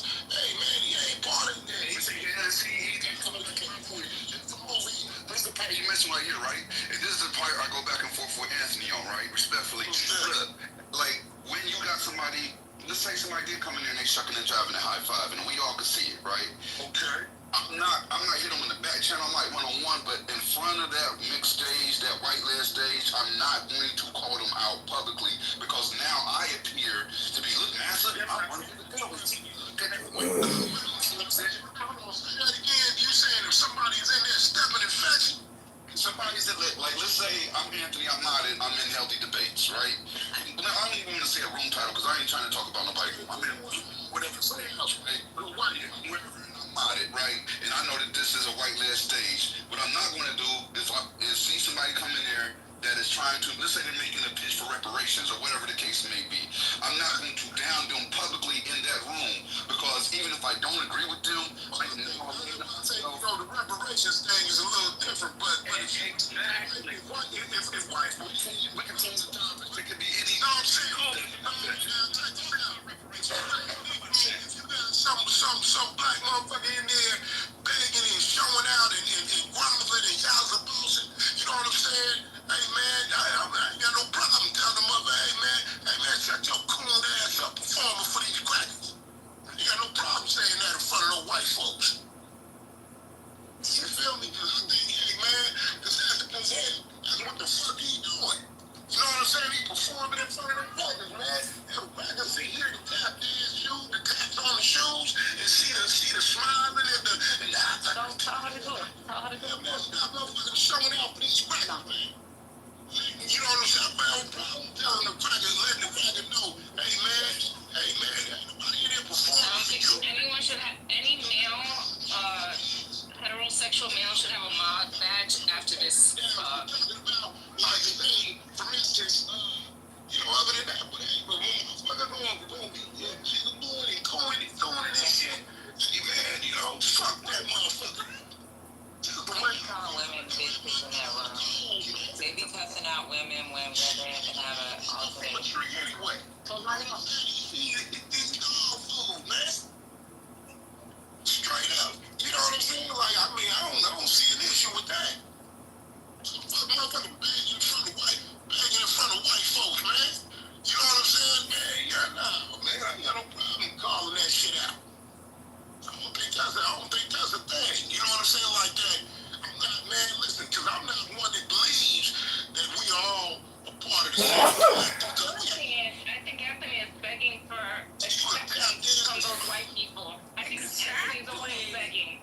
So I'm confused. Exactly.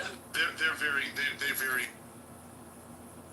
I can't even write in the chat because I'm on the anonymous. Yeah, don't do it. Don't do. I wrote in the chat on my murder and they kicked me out. They kicked me clean. They sent me clean to the hallway. They said you for the streets. That was you in there, Dr. AG? I was in that chat. I was lighting them up, and they was like, "Okay, Anthony said you's for the streets, ma'am. You black bitch." He probably said in his mind. Yeah. And didn't he call women black bitches in there? Yeah, I don't. And That's why I'm talking about we don't tolerate this shit. Yes, y'all do. Y'all tolerate a lot of shit. A lot of shit about black women in that room. Well, and not only that. Before you came back, I said Gemini derailed. He allowed Anthony cover. Oh, y'all were listening to that part? Get him. Y'all. He should have let you get him, but that racist shit, that's a derail every time. Yeah. I'm gonna let him do that because the answer for the things that he does. So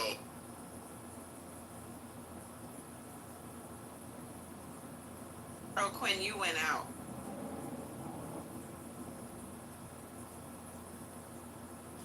Quinn, you went out. am I still going now? Yeah. Okay, I yeah. didn't hear what you said. Yeah, Quinn, get another. Is the app muting him or what? He might be getting. My favorite quote is y'all intellectualize too much shit. I left on. I couldn't hold That's it in. weird. It was the gun part for me. I want you to talk about gun. You talk to me. Yeah. The text is complete. I just want to say, I completely understand and I agree. Anthony and trust me, me and Anthony have not always gotten along. You know, I called him George Jefferson a couple times, but on an intellectual level, the way he's able to communicate, definitely in tough situations. Anthony There are was things that scared, other but racists say that make us angry. There are things that he said. That's exactly what happened. I disagree with a lot of white people, crackers and Deckerwoods and all these things because in society, and I do. I just got off the group of Caucasian people talking about the blood and what's going on. And if we're going to improve society, we have to sometimes listen to the tough narratives and the good narratives. And I think the great thing that Anthony said is, I don't mind somebody calling me a name because I combat it with facts. And one of the things I think I'm able to bring from, remember he said that, pretend to be me. Remember he said that. He agreed with that. Icon for blacks. But I have had many people of different races, especially wealthy white people, say, you brought a different perspective to me that I didn't know. He loved the wealthy white folks. And if we stop having these conversations, and if we're unwilling to talk to other people about tough subjects, then it goes nowhere. So I appreciate that, and you as well, Gemini. You've always been 100 as well, a very open-minded individual. So I appreciate that. Thanks, Andre. Womack is crazy. You don't like it. Anybody have a response? No, I don't have a response. That's coming from a man who he won't even put a black person in his PTR. That was how All he ever has is white people PTR. And if he has to be accepted by white people, I've heard Trent defend somebody called Trent somebody racist, and Trent jumps out to defend them. Why not just stay the fuck on mute and let that conversation go between the person that's being accused of being it? He can fight for himself. Your black ass get up and fight for the racist. When everybody believes it is a racist, you feel like you need to be the one to defend it. Why you can't just shut the fuck up and listen? What's wrong with Deborah, go and fight them. What are you gonna do about it, Deborah? Go and fight them. Go pour her down. Start the gang up. Gemini, I'm asking you, but it's not my place. And I can fuck her a few of them. He can speak to it. He can stutter. So Gemini modded Deborah and Anthony threw her down. She had a valid point. Especially with Trent. So don't be trying to help him out on the low. Let him stand on what she said. Cause I don't know him personally, but I be in the audience listening to Trent. And I was trying to say, exactly. No goddamn green thing to say what I say. Yeah, bro. I stand on what I say. Never moved me from nobody's stage. I got no issue with her.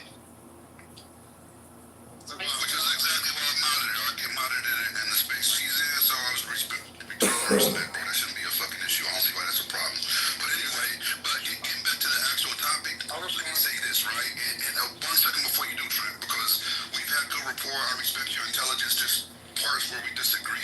And what Deborah just brought to the light, respectfully, I agree with her on this point. Because I know exactly which situation she's referencing. And that guy was racist as fuck. And you were in there defending him, saying, nah, but he's been in my house and everything else, which it don't matter if he's still expressing racist views on social media.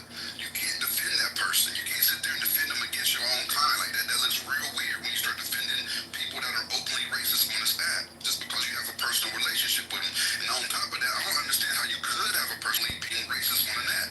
Like, that's where we differ. That's why I differ with you too. Anthony, somebody called me out my name is that. I'm not trying to explain myself no more. I'm going to take note, and if I catch you, I'm going to stretch you. I'm going to make a threat because I really plan on it at some point. I plan on us connecting, and I'm going to look you in your eyes and then tell you how I feel physically. You know what I'm saying? So I don't want to have that communication. There's no communication to be had. If they're being that disrespectful, you think a simple conversation is going to alter that viewpoint that they're substantiating and disrespecting you, calling you a nigger? Are you going to talk your way out of that? So, Jim, I disagree with that. just to be clear, right? And Brad, I'm gonna pass it right to you. You addressed both of us, so I'm just gonna pass it right to you as soon as I'm done. So Gemini, here's what's up, right, man? This is a social media audio app. I'm not even gonna say what my trigger is, because I don't want people to, adopt it. But there's very few things that trigger me on this app, and there's very few people. If I saw them in person, The hair coming from me. you got me, maybe. So very few people, if I saw them in person, that they would have, that I would anticipate having an on-site type of problem with. And I don't somebody can call me the N-word. It's like, I'm going to address that situation right then and there. But, a lot of times, where this energy is coming from is a place of insecurity. Them calling me the N-word. They ain't doing no better than you in life, Gemini. They not doing better than me in life. So this is all they got is the N-word. A gun to their head, and that's all they can come up with. It's laughable. I'm not gonna get off my square because of the N-word. I got too much to lose. If I'm gonna lose it, it's gonna be for something really, really good. You know what I'm saying? If I'm gonna really see somebody, it's gonna be for a good ass reason.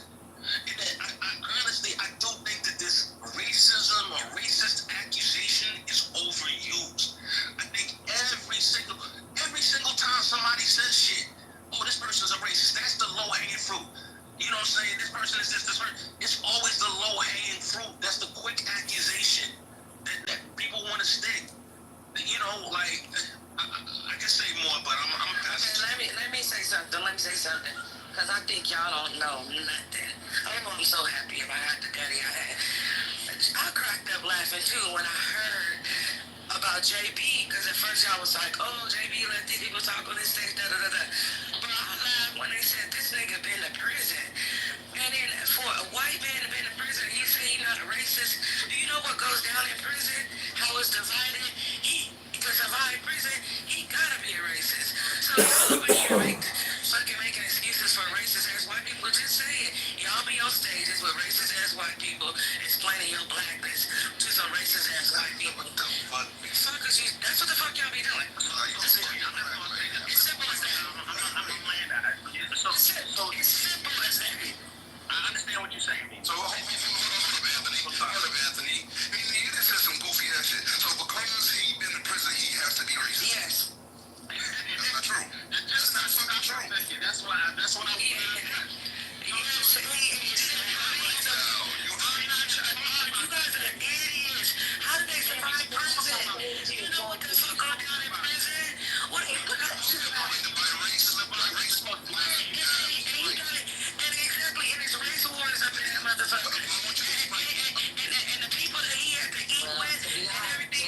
racist talking about niggers.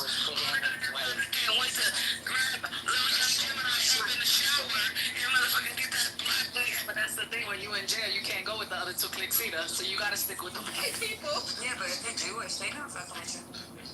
So then he can't go with the Mexicans or the blacks. Yeah, he can't fuck with nobody. But he, His name is Abdul. He did about 5 years for whatever he did 5 years for, right? He's back. Now, I'm gonna tell you about Abdul is he's not fucking racist. But because I can tell you he can do it all the way. I can't even go through all that. At the end of the day, what I'm gonna explain to you is this, right? When he was inside, and he explained this to me. When he was inside, there are racial lines that are strongly divided. You don't take a shower with other races. You don't eat with other races. You don't exercise with other races. You barely communicate unless it's necessary with other races because that's the way it's structured in there. But when you come home, that don't mean that you have to be a racist because you were inside. You had to go by the structure that they have. She's on the phone, she's not even listening. Just because you're in there now, you gotta be racist when you come home. You really believe that? You don't understand that. What do you mean? Father to his children, how do I not believe him? Yeah, I believe him. To what? Thanks. I understand the criticism, and I understand where it comes from. I'm not completely blind to it. I changed my PTR. That is a gentleman named Charles Cannon. He's we're not. But the niggas come back in here.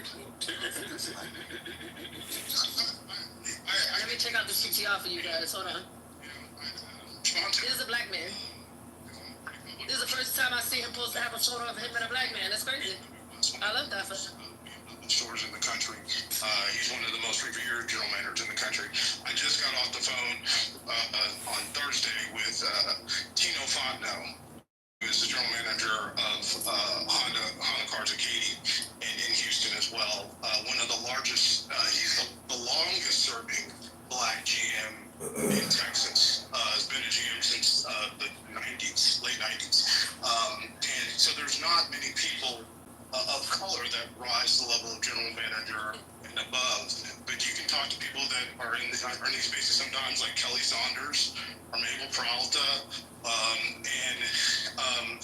Inside my world, I'm actually considered a leading black voice. And I know that's hard for some of you to understand, but that's how I address it. And then going to Matt's house, who you call it, I think that's who you're talking about. You were calling him racist.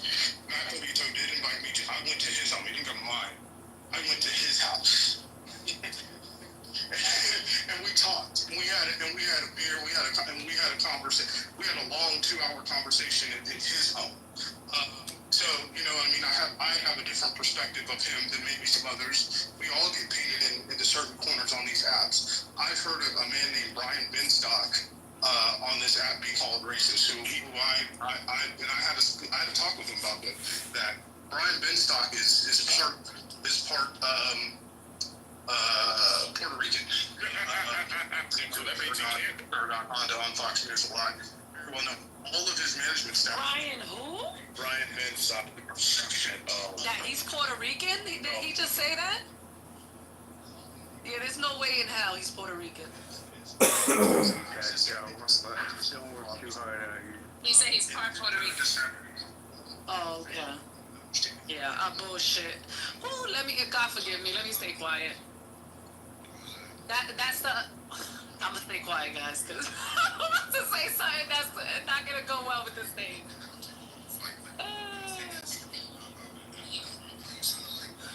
Let me breathe.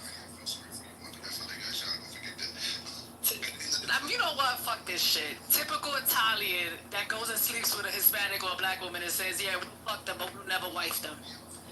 And I'll land there. So we clearly know his last name is not Puerto Rican. His mom is Puerto Rican. So his mother got fucked.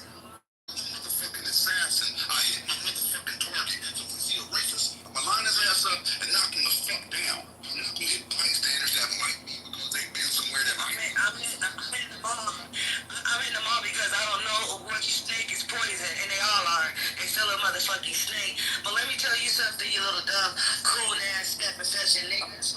Just because you know that they racist, you little niggas, you still can get your money from them. You just don't have nothing to do with the fuck. Y'all motherfucking taking up for them. See, you're making drinking money. I've been drinking. It's early in the morning. I'm in fucking Vegas looking for some sauce in Vegas. Okay? No, I'm not. So, but all I'm telling you, you little dummies, y'all can still fucking do business with them and work with them, but you better know what the fuck you dealing with. And you said they're taking up for niggas and saying they're no racists. We'll see. With the fucking dinner table. Who around they got that mama and girl? How was they raised and brought up? Get the hell up out of here. Y'all fucking, you still get money with them. You can still fucking do business. They know who you are. You know who they are. Who gives a fuck? Make excuses for it. It's bullshit.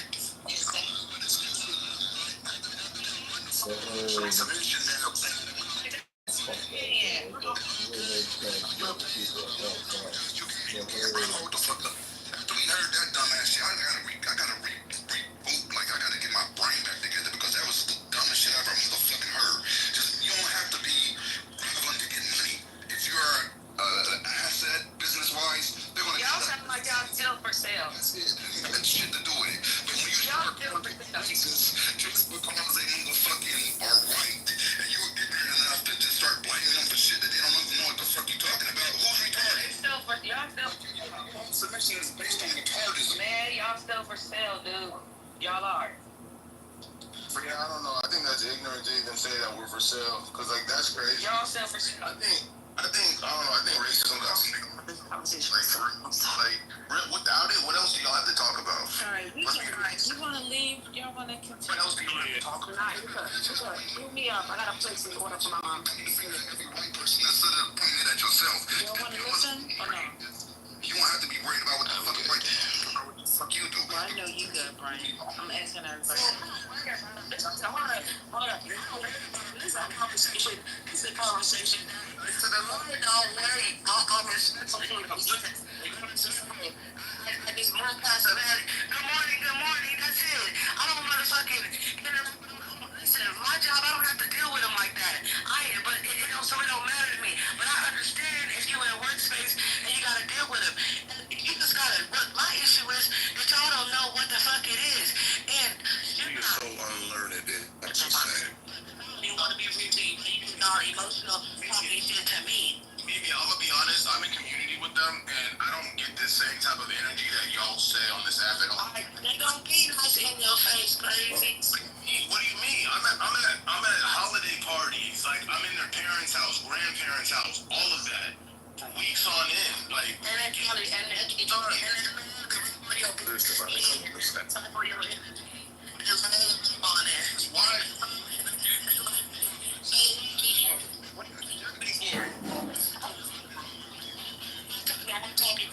You guys sit up here and act like, I gotta be talking to you. Talk about them. Issue with them. Issue with them. No, I don't, because I don't bring up the topic. You guys, you niggas, you fucking niggas.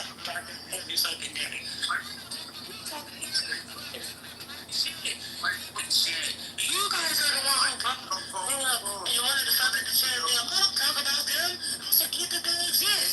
Tell me when I talk about them. I know them. I'm in San Diego, fucking California. You think I don't know what the fuck it is? You motherfucking backward ass fucking white people be fucking trying to think y'all superior and better because you hate on white people. They go to their house, holiday parties. They are so funny. You're the fuck white nigga. You don't know, you don't really know what the fuck to do. You heard you Mel for a second. She said to me.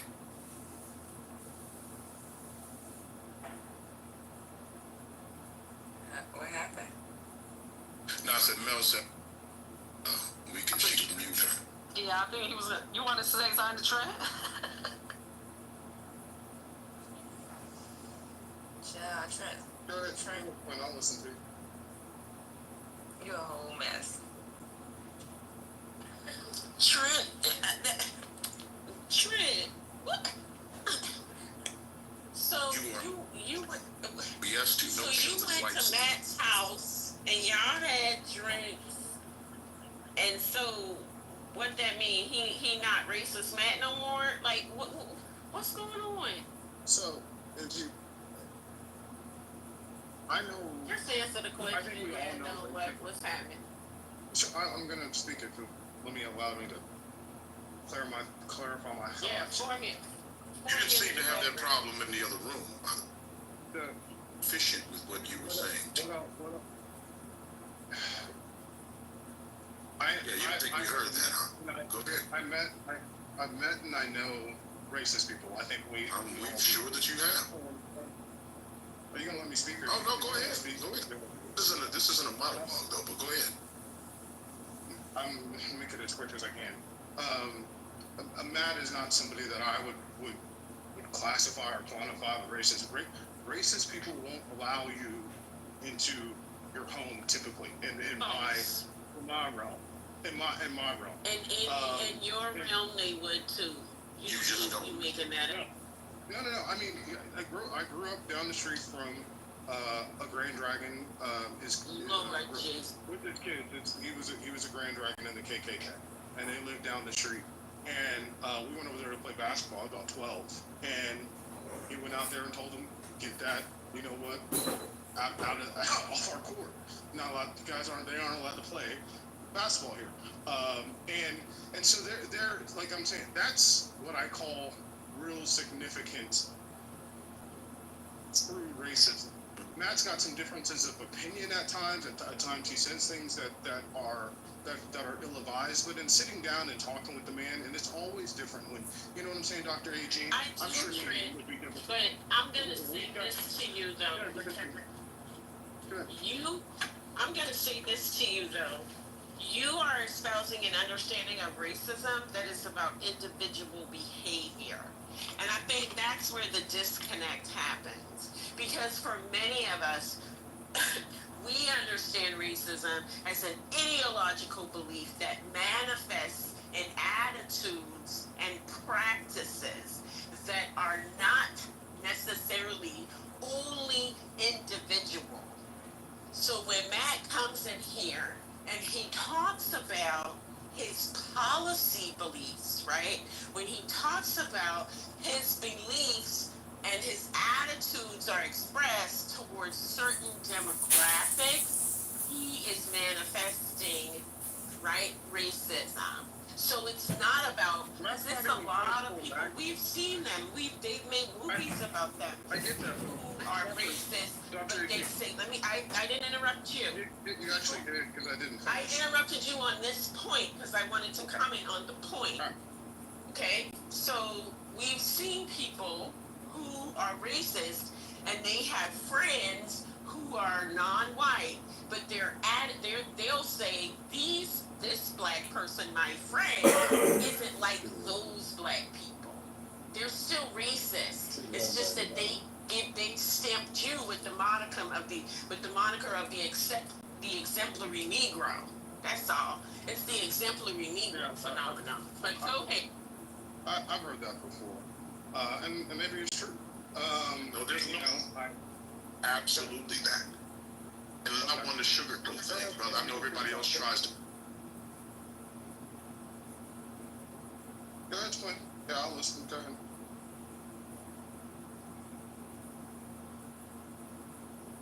Okay, he's not speaking. Dr. A.G., I'll just say that, look, when you talk with people